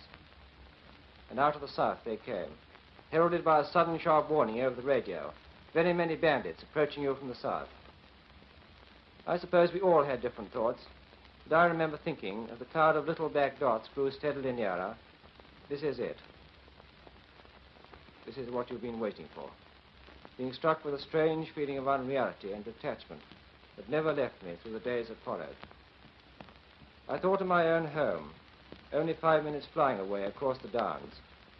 I pictured them sitting down to breakfast, my father reading his paper, and my sister pouring out the coffee, and the sunlight streaming in through the big French windows. It seemed so much a part of my life, a part of so many lives, that couldn't be given up. We worked round into the sun, climbing hard, and soon the first wave of dive bombers passed below us. We went into the attack together, each picking his own target. Out of a corner of my eye, a balloon burst suddenly into flame and went down, a vivid red gash against the sea. I remember watching my own particular Hun growing in the sights, larger and larger, the black crosses, the details of the paintwork, and then the pilot's head.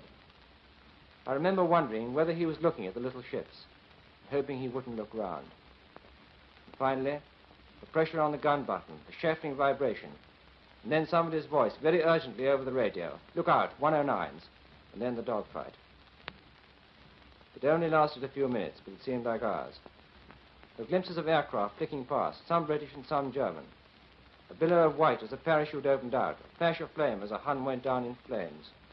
And always in front, one's own particular Hun, diving, twisting, zooming, rolling onto its back, till the final dive, the final squirt, and the feverish prayer that the old hurricane would pull out in time and stop that horrible, fascinating rushing up of the sea. One of the most vivid memories I have is that diving and pull-out, holding on as long as you could to get the chap, and wondering if you left it too late, and the awful moment when you pull out and aren't sure if you're going to make it. That was the start of the day, perhaps modest in comparison with the many battles that followed during the weeks of August and September. But it was the fight I personally remember most vividly, because it came so suddenly out of those peaceful surroundings. During the weeks that followed, when the fighting rose to the crescendo of the September battles, there was little time to think, except about the minute-to-minute job in hand. For the ground crews, that meant the night and day work of servicing and patching up, the performance of what we thought were miracles. And for the pilots, an endless succession of dogfights, day after day, daily more frequent and hectic. One dogfight is rarely very much like another. One moment the fight is on, and the next the sky is suddenly very empty, and you are left wondering if you haven't been making rather a fuss about nothing. It's only long afterwards, when you get things into their proper perspective, that you realize that perhaps there was something in it after all. You heard the group captain say he flew Hurricanes.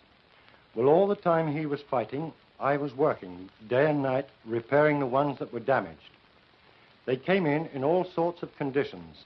They were all major repairs, which means a complete overhaul of the whole machine. Every part surveyed and replaced or repaired as required. Pretty well rebuilt. The damage we were repairing was usually caused by forced landings of the fighters. A belly landed by a wounded pilot, or landing with the undercarriage up, perhaps on a cornfield, perhaps on a moor, at well over 100 miles an hour. Well, some months prior to the Battle of Britain, we began these repairs of Hurricanes and Spitfires that had been damaged in flight and in operations, and things were all very slow. The men were new to it, but under the guidance of key foremen with long experience, they soon came along very well. And, keyed up with the idea that they were doing a really important job, every man put absolutely his best into it. Eventually we arrived at the stage of the Battle of Britain, when the urgency was felt by everybody, and we began very long hours. From 8 in the morning till 10 at night, 14 hours every day, plus the blackout.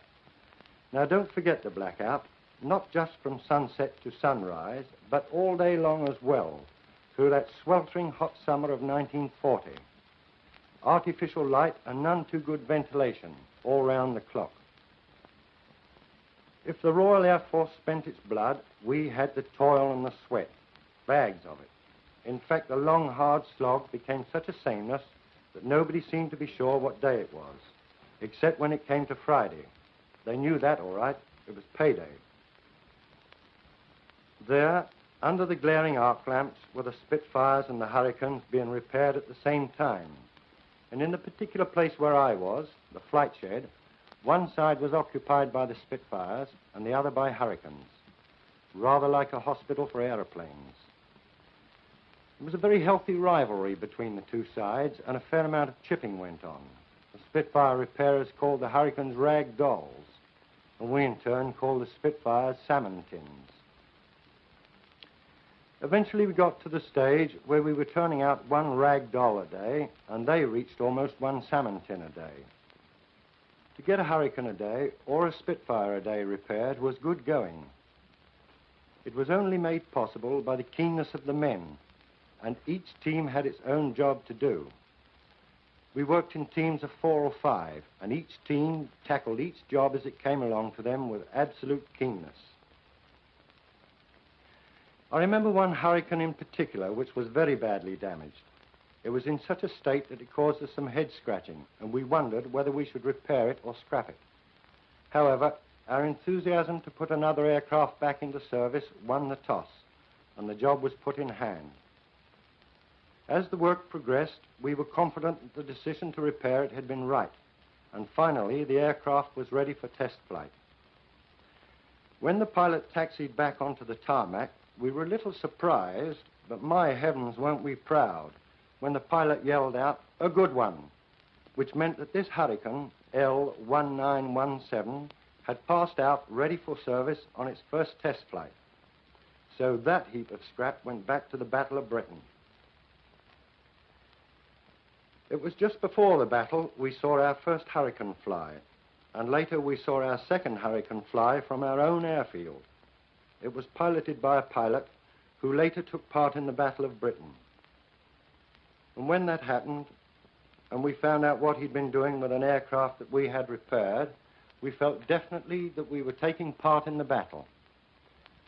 While the men were working these long hours, the fact that we were working in blackout conditions, in artificial light, took its toll, and people were beginning to get very tired. But despite this, there wasn't the slightest slackening off anywhere, until the time came when it was felt we were making a good pace, and that we could now have a slight respite. We then, for a period, had 1 day off in 8. Well, what was it that made us go flat out? I think it was just that each person was an inspiration to his partner, a team spirit, similar to that in the RAF itself. It frequently happened that when we were leaving the works at night, we could see the shell fire from the guns over London. And if we needed anything to remind us of the job we had in hand, that certainly gave it to us. World News Today, brought to you by Continental Radio and Television Corporation, makers of Admiral Radio, America's smart set. By shortwave broadcast, direct from important overseas stations, as well as leading news centers of our own country, CBS correspondents are waiting to bring you a complete report from the world's political and battlefronts. But first, here's Doug Edwards. French forces on the island of Corsica are said to have captured the last German evacuation port of Bastia, while 3 Allied forces on the Italian mainland have all made new gains. The Red Army is smashing on toward the German base at Gomel, and 4 Russian spearheads are threatening the eastern border of White Russia. Allied planes are back over the continent in force today as the British observe the 3rd anniversary of their victory over the Luftwaffe. And in the Pacific, Australian troops are within 3/4 of a mile of the Jap base at Finschhafen, New Guinea. Now, Admiral Radio takes you direct to Algiers. John Daly reporting. In the battle for the Italian mainland, the Fifth Army has driven another mile into the strongly held mountain positions of the enemy north and northeast of Salerno. Although progress has been slow immediately above Salerno, the right flank of the Fifth Army has made substantial gains. In the last 6 days, the American forces there have advanced 30 miles against stiff opposition and now hold an unbroken front along what are described as various key roads. The Fifth Army line is straightened out and runs about due east out of the hills overlooking Naples. Meanwhile, in eastern Italy, the British Eighth Army is likewise in sight of its objective. Racing up the Adriatic coast yesterday, the British forces reached the mouth of the Opanto River and entered the plain of Foggia. Netting gains of from 25 to 30 miles along its entire front and still meeting with no opposition, the 8th drew into position to engulf the Foggia plain, which holds a vitally important system of airfields. The main airfield just outside the city of Foggia was an important civil and military aerodrome in times of peace. With it now are 12 satellite fields within a 20-mile radius of the city. The whole of Albania, Yugoslavia, and Greece are within close bombing distance from these fields, while Bulgaria, Romania, Hungary, and Austria would be within easy reach of our heavy bombers. The Naples-Foggia line is a logical place for the Germans to make a determined stand. If they don't, it may mean a steady withdrawal to the Po Valley in the north, covered by the now familiar demolitions and skillful rearguard actions. A French communique issued just a short while ago speaks of steady pressure on the German forces contained in the northeast corner of Corsica. 3 new towns on the hills about 8 miles outside of Bastia have been occupied by French patriots and regular troops, and the road junction west of Bastia, which leads up into the Corsican Finger, has been captured. The communique also reports sharp fighting in the district of Casamosa, 15 miles south of Bastia. Many prisoners were taken, and the Germans suffered severe losses. The Air Force yesterday struck another large feather in its cap by making the second 1,400-mile round trip this month to blast Bolzano, Bologna, and Verona in northern Italy. Both Bologna and Bolzano, which is only 30 miles from the Brenner Pass, are vital control points for rail traffic into Italy from Germany. Both took a heavy pounding from formations of our flying fortresses. The railway yards at Verona were also attacked, and bombs were dropped on a highway near Florence. About 24 enemy fighters attempted to intercept. 4 of them were shot down. There can be little doubt that their forces are stretched very thinly, since in heavy operations by our medium bombers and fighters in central Italy yesterday, only 4 enemy fighters were sighted, and one of these was destroyed. The Air Force also took a hand in the Corsica fighting. B-25 medium bombers struck at the Borgo airfield in Corsica, a blow at any German hopes of continued evacuation by air. Now back to CBS in New York. More news in just a moment. But first, here's Warren Sweeney with a word from Admiral Radio. In the latter part of December 1942, a shock force of British regulars and native troops under Brigadier Wingate slashed out from India into the center of Jap-held Burma. The expedition was not a large one. There were no armored units, artillery, or supply trucks. But in its successful conclusion, radio, some of it perhaps Admiral equipment, played a vital role. Except for destroying enemy communications, the aim of this raid was largely experimental, to test the possibility of supplying such units entirely by air and to gain first-hand knowledge of jungle warfare. For almost 5 months, these raiders fought their way through dense, tangled jungles, over unbridged rivers, and through the rocky passes of the mountains of central Burma, over 1,200 miles covered entirely by foot. During this time, the sole means of communication with the outside world was by radio. Radio formed the link that kept a steady stream of plane-borne supplies flowing into their hands. The food, ammunition, medical supplies that are the lifeblood of military movements. The wartime duties of your peacetime admiral are dramatically illustrated by such cases as this. Though entirely devoted to war production now, to you on the home front, Admiral gives this assurance. The skill and effort now going into weapons of war will be yours when victory has been won in the new Admiral, America's Smart Set. And now, once again, here's Doug Edwards. Admiral Radio takes you now to CBS London. Charles Collingwood reporting. This is Battle of Britain Sunday over here. The British have a rather nice habit of setting aside a Sunday every now and then to give thanks for some great event of the war. And all over Britain today, in thousands of little churches, people came to thank God that the Battle of Britain had made it possible for them to be still in the war today. In London, it was a big church, and the King and Queen went to the great cathedral of St. Paul's and sang God Our Help in Ages Past and heard the Archbishop of Canterbury. But the most moving thing about this Battle of Britain Sunday is that all the people, all over the country, knew what that battle meant in terms of their lives and the lives of their children and the lives of the men who died, that it might be won. But the war goes on, of course, and with it all of the little things that we must look to if we want to know what the big things are. One such little thing that is being talked about in London is the new dispute between General Giraud and General de Gaulle. The French in London, most of whom it should be said are de Gaullists, are rather upset about the reports which have been coming out of Algiers. They are particularly upset about John Daly, a fellow CBS correspondent's story, and I report this as a matter of news interest. The story that de Gaulle feels that Giraud took unfair advantage of him in Corsica. The French here in London say that it isn't a Giraud-de Gaulle squabble at all, but rather that Giraud took certain decisions about Corsica on his own responsibility, and the French say that it is a French democratic tradition that generals should always be subordinate to the civil authority, in this case, the committee. So where the supporters of the French National Committee differ from Mr. Daly is that this controversy is not a matter of jealousy between Giraud and de Gaulle, but instead it is a question of principle involving the authority of the whole committee. I return you now to New York.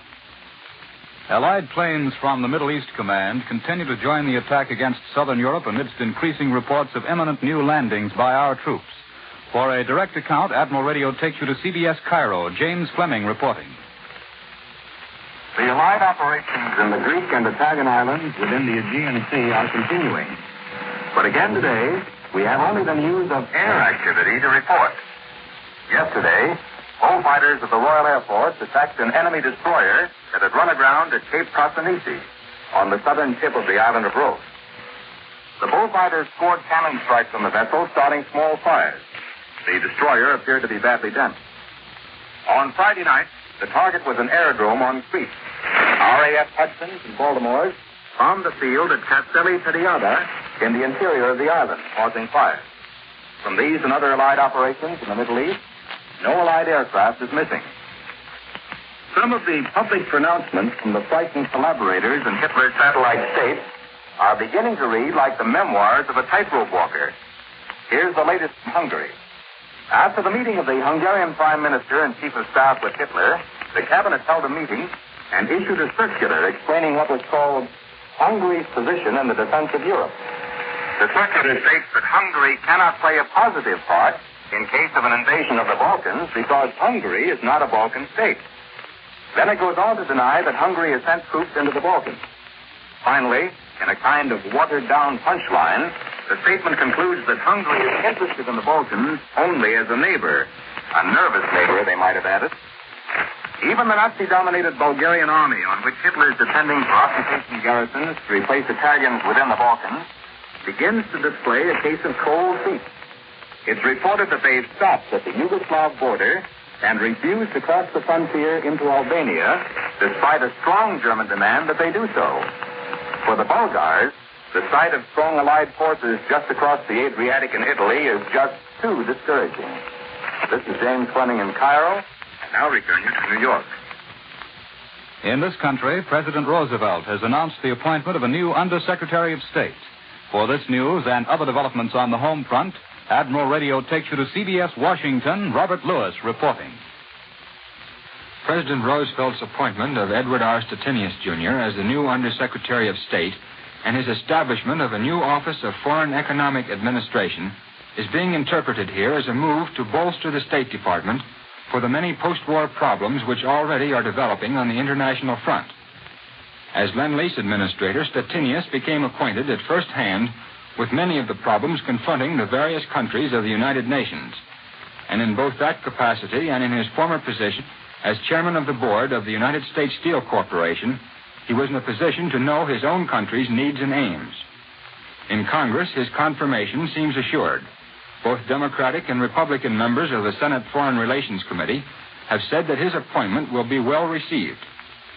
In announcing Stettinius' appointment, the President also revealed officially that Sumner Welles had resigned. In the consolidation of the various agencies dealing with foreign economic matters into the new Office of Foreign Economic Administration, the President named Leo T. Crawley as the administrator. He will be in complete charge of all operations, subject only to State Department direction and policy. Former Governor Herbert Lehman, who resigned simultaneously from his Foreign Relief and Rehabilitation post, was appointed Special Assistant to the President. He is expected to work out the details of the forthcoming United Nations Relief Conference to be held here in Washington in November. And it's understood that Lehman will be this country's nominee for the chairmanship of that conference and its resulting Inter-Allied Commission. On the home front, the administration apparently has set the stage for another congressional battle over subsidies. The War Food Administration has announced a $100 million milk subsidy program, and it's understood that it's also preparing to ask for an extension and enlargement of the Commodity Credit Corporation. In the third war loan drive, the Treasury says now that we are within $1,695 million of the goal. This is Robert Lewis in Washington. Now back to CBS New York and Doug Edwards. The Red Army's latest successes pose a great many problems for the German High Command. For a summary of these problems, here is Columbia's military analyst, Major George Fielding Elliott. Today, the great military question regarding the Russian front is this: can the Germans hold on the line of the river Dnieper? At the moment, the Russians are engaged in mopping up the remnants of German resistance in the salient between fallen Smolensk and still resisting Gomel. They are hammering heavily at all the German bridgeheads on the left bank of the Dnieper from Kiev down to Zaporozhye. None of these bridgeheads have fallen as yet, and so far there is no report that indicates that the Russians have anywhere crossed the Dnieper in force, though it is quite possible that patrols may have reached the western bank.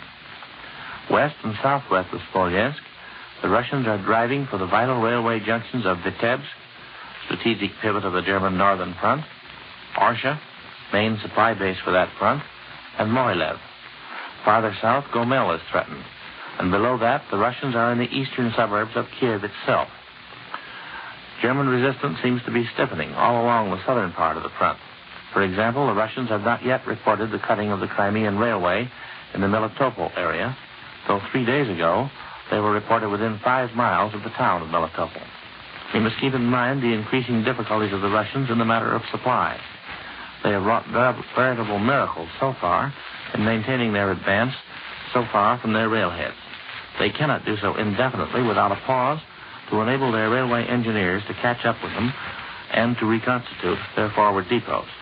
It may be that German resistance along the Dnieper will bring about the occasion, indeed the necessity, for that pause. But we do not know as yet whether that will be the case. That was Major George Fielding Elliott. Standing by at a CBS microphone in Honolulu are 2 Navy men who played important parts in our recent attacks on Japanese installations in the Gilbert Islands. For their stories, Admiral Radio takes you to CBS Honolulu, Webley Edwards reporting.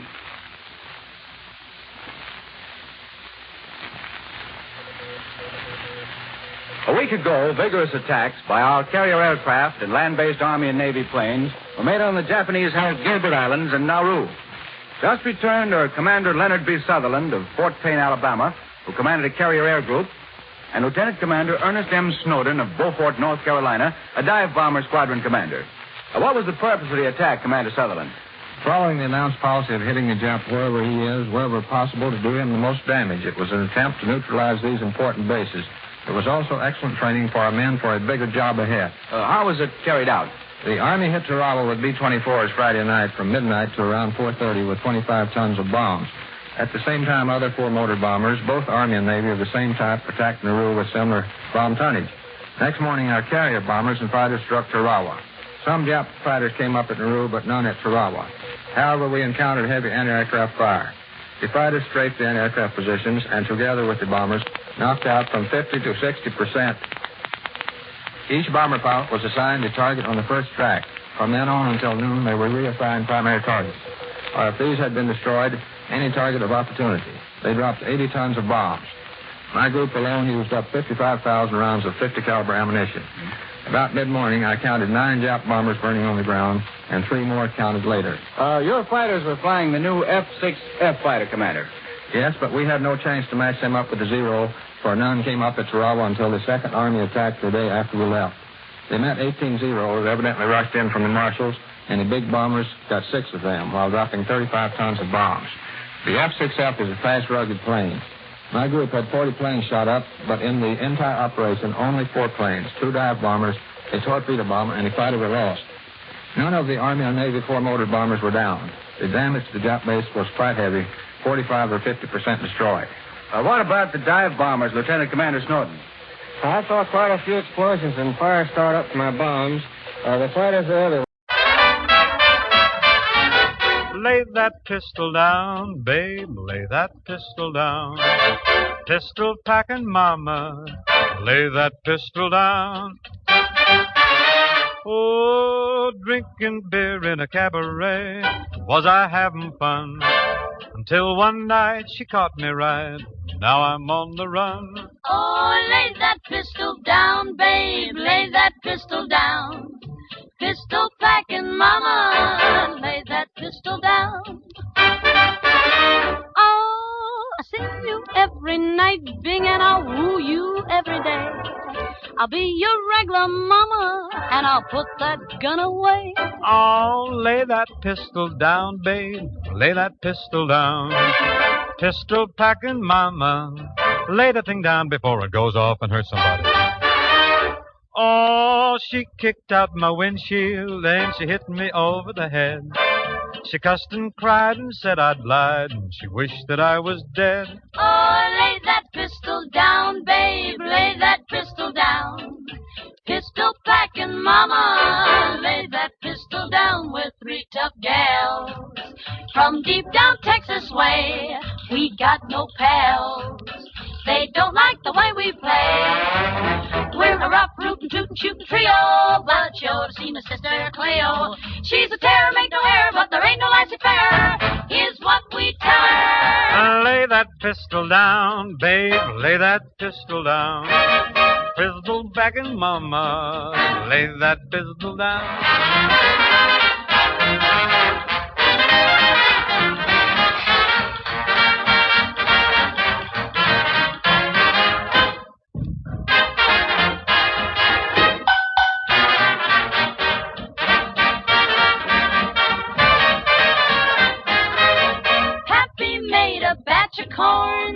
revenuers came. The draw was slow, so now they know you can't do that to Maine. Oh, lay that pistol down, babe, lay that pistol down. Pistol packing mama, lay that pistol down. Oh, singing songs in a cabaret, was I having fun?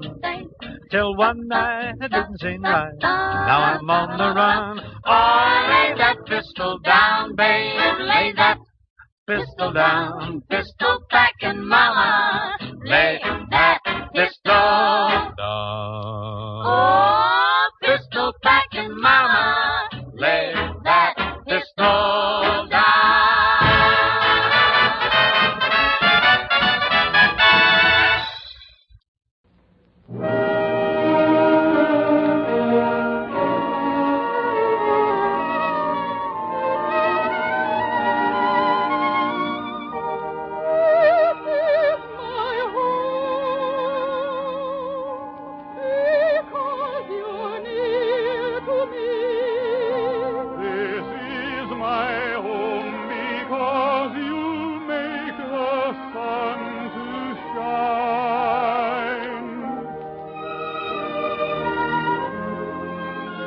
In cooperation with the United States government, the Owens, Illinois Glass Company, developers of Duraglass containers, present another program with America's favorite home front news hawk and afternoon dropper-inner, Don Pryor, with Eleanor Stieber, brilliant young soprano of the Metropolitan Opera, Walter Castle, American baritone, Phil Regan, our popular tenor, and David Brookman and his orchestra.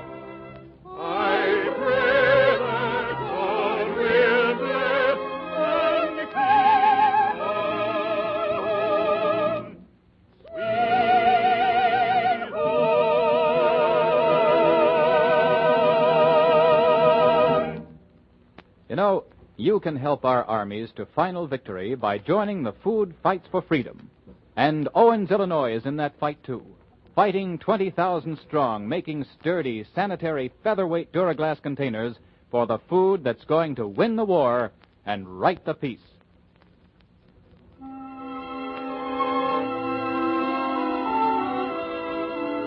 And now, a very lovely and beautiful young lady singing a very beautiful song.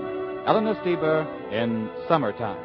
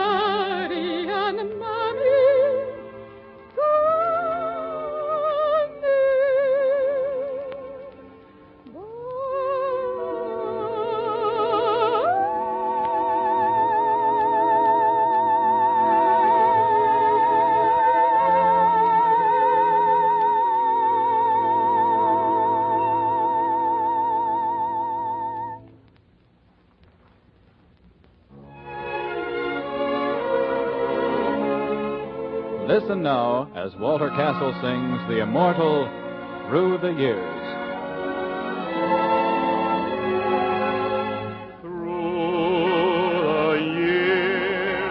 I'll take my place beside you, smiling through the years. Through your tears, I'll keep my place beside you, smiling through your tears. I'll be near no matter when or where. Remember, what is mine I'll always share. Through the night I'll be a star to guide you, shining bright, though clouds may come and hide you. Through the years, till love is gone and time first disappears.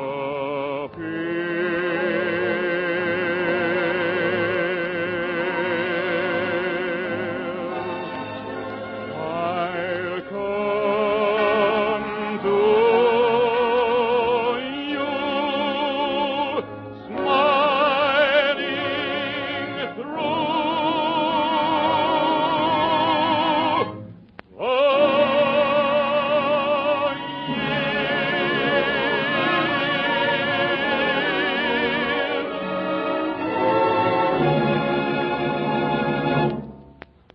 And now here is Don Pryor with the latest home front news. Thank you, Hugh Conover, and good afternoon. Marriage and babies and all that kind of thing are very much in the news today. Love seems to win out over everything, as in the case of Miss Ann Peatty of Columbus, Ohio, and John A.S. Wood, a Royal Air Force pilot in England. They met several years ago in Canada and planned to get married. But the war interfered, so Miss Peatty took things into her own hands. She found that the state of Iowa recognizes proxy marriages, so she got a license, arranged for an Ohio friend to be a proxy, and plans to be married today in Davenport, Iowa. Then, according to the law and such things, she will be able to join her husband in England, provided she goes into war work there. The courage, the devotion, and the tireless determination of women in love is an overwhelming thing to see. From coast to coast, on trains, in buses, and in airplanes, I've seen red-eyed and weary women, often with tiny babies in their arms, traveling day and night. Most of them are following their men, trying to see them just once more. It's always just once more before they go away. On the plane flying from Salt Lake City to Seattle, there were 3 women, with babies ranging from 6 months to about a year. And one of them, a pretty little girl with a lot of freckles, was forced to get off the plane at Pendleton, Oregon, way out in the middle of the wheat fields. She had to give way to somebody traveling on war business with a priority. And I've wondered ever since how she managed to take care of that child for hours in a lonely airport station while she waited for another plane. But the women don't complain. They're really wonderful. Incidentally, President Roosevelt has a bill on his desk today, which, when he signs it, will provide more than $18.5 million for maternity care for the wives of enlisted men during the coming year. The bill was passed late yesterday and sent to the White House. Congress looks on this program as a sound investment in the future generation and estimates that about 645,000 service wives will be eligible for the benefits. Now, I guess that's about enough on babies for today. Now, here's some incidental information that you can file away for future reference. You won't get any more olive oil just because Italy has surrendered. Even before the war, Italy imported olive oil for her own use, and her sources of oil have been lost. Out in Australia, scientists have perfected a new kind of butter that will keep without refrigeration. It has no moisture, while ordinary butter has about 16%. Women's fashions in war factories have provided some of the nation's snappiest controversies in the last year or so, and now the War Labor Board, in a ruling announced this morning, has solemnly settled the issue, at least for 5 plants of the Ohio Crankshaft Company in Cleveland. In WLB announcement number D116, these are the specifications. All uniforms must have short sleeves. No uniforms may have loose belts at the waist or flowing ties. Silk lounging pajamas may not be worn. All female employees must wear slacks. Sweaters may not be worn by female employees. That's the official ruling of the Labor Board, which grew out of a controversy between the company and the CIO. Somebody, of course, asked if the women had ever shown up in lounging pajamas. No, they said, but you can never tell. The telephone rang in a government office in Washington, and Miss Helen Carl, the secretary, said, "Hello." "Just a moment, please," said the voice at the other end. "This is the White House calling." That's just another gag, thought Miss Carl, but it wasn't. It was Mrs. Roosevelt. "I met your boyfriend, Sergeant Al Lewis, in Australia," she said, "and he asked me to call and say hello. The boys are doing a wonderful job, but they're lonesome for their girlfriends," said the President's wife, who had just returned the other day from a tour of the South Pacific war fronts. I guess just about everybody has a relative in the armed services somewhere. For instance, out at Lukefield, Arizona, the other day, a 73-year-old man named Luther Stover applied for a civilian job. They asked him if he had any relatives in the military service. "Yep," he said. "A son?" "No," he said, "a nephew." "What's his name and rank, please?" asked the interviewer. "Dwight Eisenhower," said the old man. "General." We can't all claim the general, of course, but we know somebody out there fighting, and that's reason enough why none of us should relax for a minute until this thing is over. Some people have relaxed. Not many, of course, but some. I've heard them here and there around the country. I think the war is going to be over pretty soon, they say, and they think there's no point in breaking their necks any more to produce. Well, of course, when this war is going to be over is anybody's guess. Personally, I agree with Colonel Hans Adamson, the man who spent 21 days on a raft with Eddie Rickenbacker. He warned a patriotic meeting here in New York the other day that there's still plenty of hard fighting ahead in Italy, and that's only part of it. Here's the way he put it. It's a long march from the heel of Italy to the heel in Berlin. And every step we go from now on in will take more and more of everything instead of less and less. Naturally, not one of us would consciously do anything or leave anything undone if we knew that we were endangering the life of a son, a brother, or a friend. Of course, it's hard to pin this down that closely. But don't forget, there's a direct relationship between our production and their lives, and overconfidence can throw a monkey wrench in the works. Now, Phil Regan stepping up to the microphone to sing for you, "Take Me in Your Arms."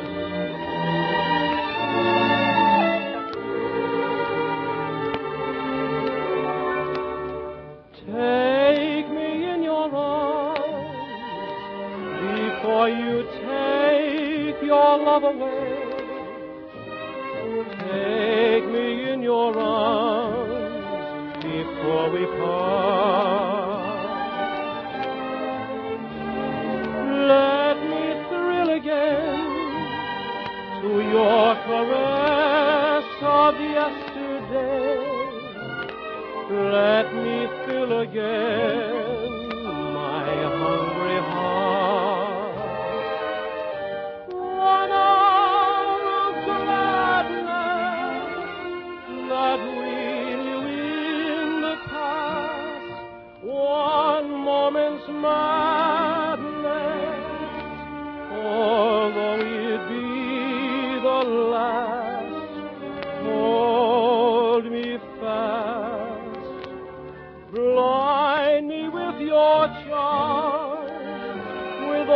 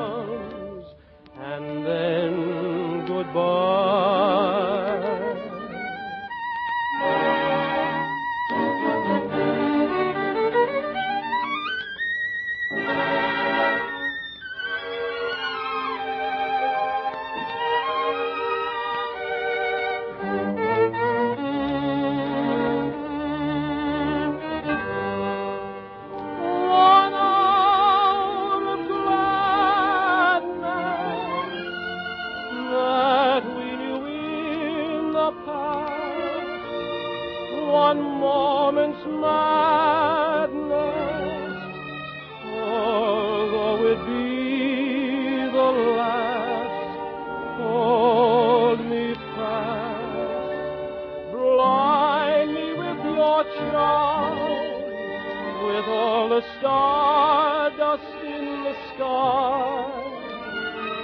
Take me in your arms, and then goodbye.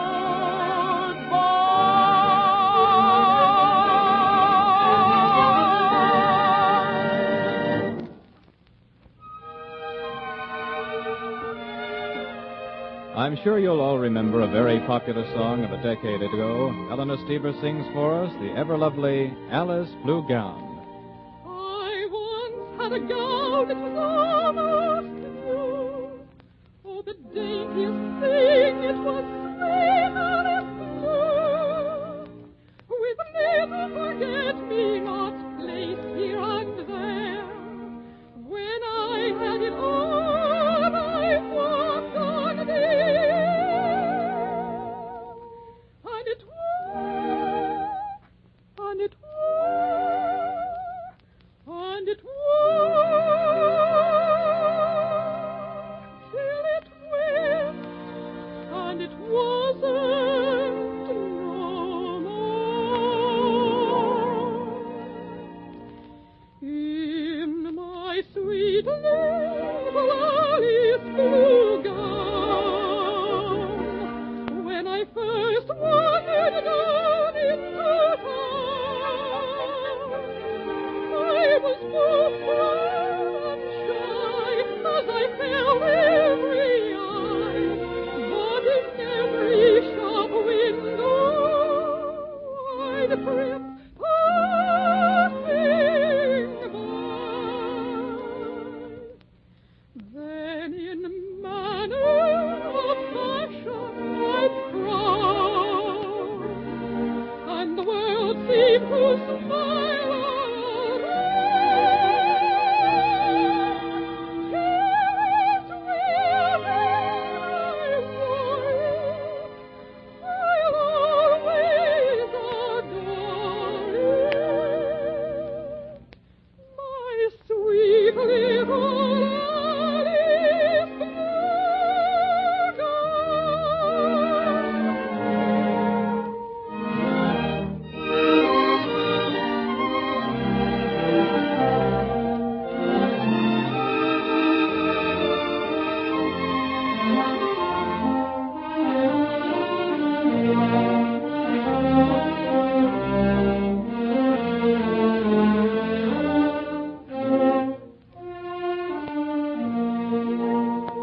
Then in manner of fashion I'd frown, and the world seemed to smile around. Wherever I wore it, I'll always adore it.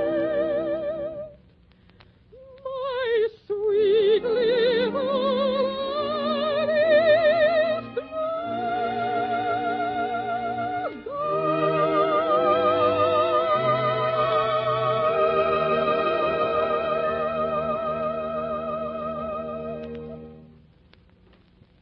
This is your home front reporter again. You know, the American people are learning a lot of good lessons in this war. I know I have. You pick up quite a few knocking around the country. We're learning, for instance, that the ordinary things in life, like eating and sleeping, getting from place to place, have a lot of important refinements. I remember one night on a day coach between New York and Providence. The train was jammed. People were standing in the aisles, some of them sitting on their luggage. I stood out on the platform with about 6 other travelers, an old couple going somewhere to see a grandchild, a sailor and his girl, and a couple of businessmen on their way to Boston. For the first hour or so, I just stood and leaned against the wall. First one foot would get tired, and then the other, and then a kink would develop right in the middle of my back. The same thing was happening to everybody else. You could tell it by the expressions on their faces. Finally, we all just looked at each other and laughed, all at once. And then we got into a very enlightening discussion about the art of riding standing up. The 2 businessmen were old hands at it. They'd been chasing all over the country since the war began, trying to find materials enough for their war contracts, going to Washington in search of priorities, hunting high and low for all the odds and ends they needed to meet the particular demands that war had placed upon them and their factories. Of course, you can't always get Pullman reservations these days, and so they had done a lot of day-coach traveling and a lot of standing up. They had learned how to make the most of it, and here's the secret. There's a handrail on the platform of most day coaches. It's about a half-inch thick, and it's an awfully hard thing to sit on. But I'll swear, after you've done it for half a dozen hours or so, you get sort of fond of it. You just have to learn how to move about on the thing. You lean a little bit to port for a while, and then to starboard. You stick your feet way out for a little while, and then you spread them out to the sides. Or maybe you push them against the wall across from you. If you know how, you can make that handrail the most comfortable seat on the platform. Unless, of course, you have a good stout suitcase. Then you can travel in style. You just sit down on it and go to sleep. I don't set myself up as an authority on how to buy luggage, but take a tip from a weary traveler, and if you happen to be in the market for luggage, before you get critical of the color and the quality of the lining, just turn the case up on end and see if it will hold you comfortably. But maybe you'd better check first with a clerk. But if it makes a good, comfortable seat, you'd better grab it. It'll probably be your parlor chair for the duration if you've got to travel. I take it for granted, of course, that no one in his right mind travels these days unless it is necessary. Here now are Eleanor and Walter to sing for you the lovely duet from Showboat, Make Believe. The game of just supposing is the sweetest game I know. Our dreams are more romantic than the world we see. And if the things we dream about don't happen to be so, that's just an unimportant technicality.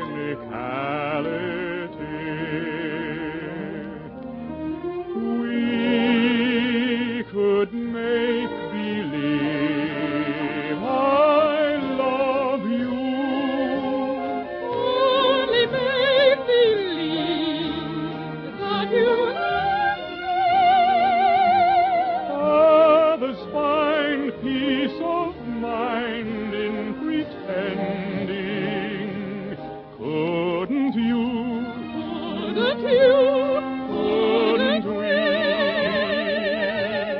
make believe our lips are blending? In a phantom kiss or two or three, Might as well make believe I love you. Oh, to tell the truth,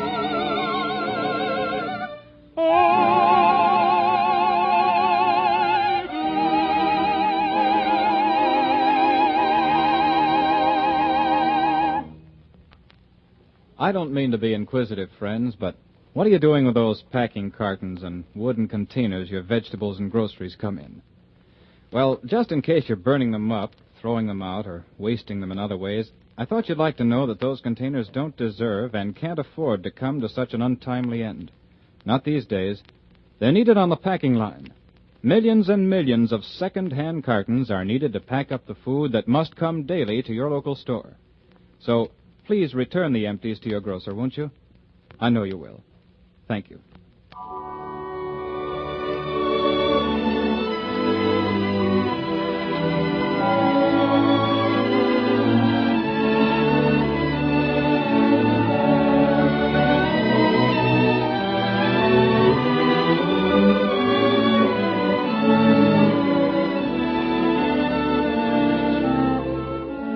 Tomorrow at this same time, the Owens, Illinois Glass Company will present another program with your scouting home front reporter, Don Pryor, with Eleanor Steber, Walter Castle, Phil Regan, and David Brookman and his orchestra. Hugh Conover speaking. This is the Columbia Broadcasting System.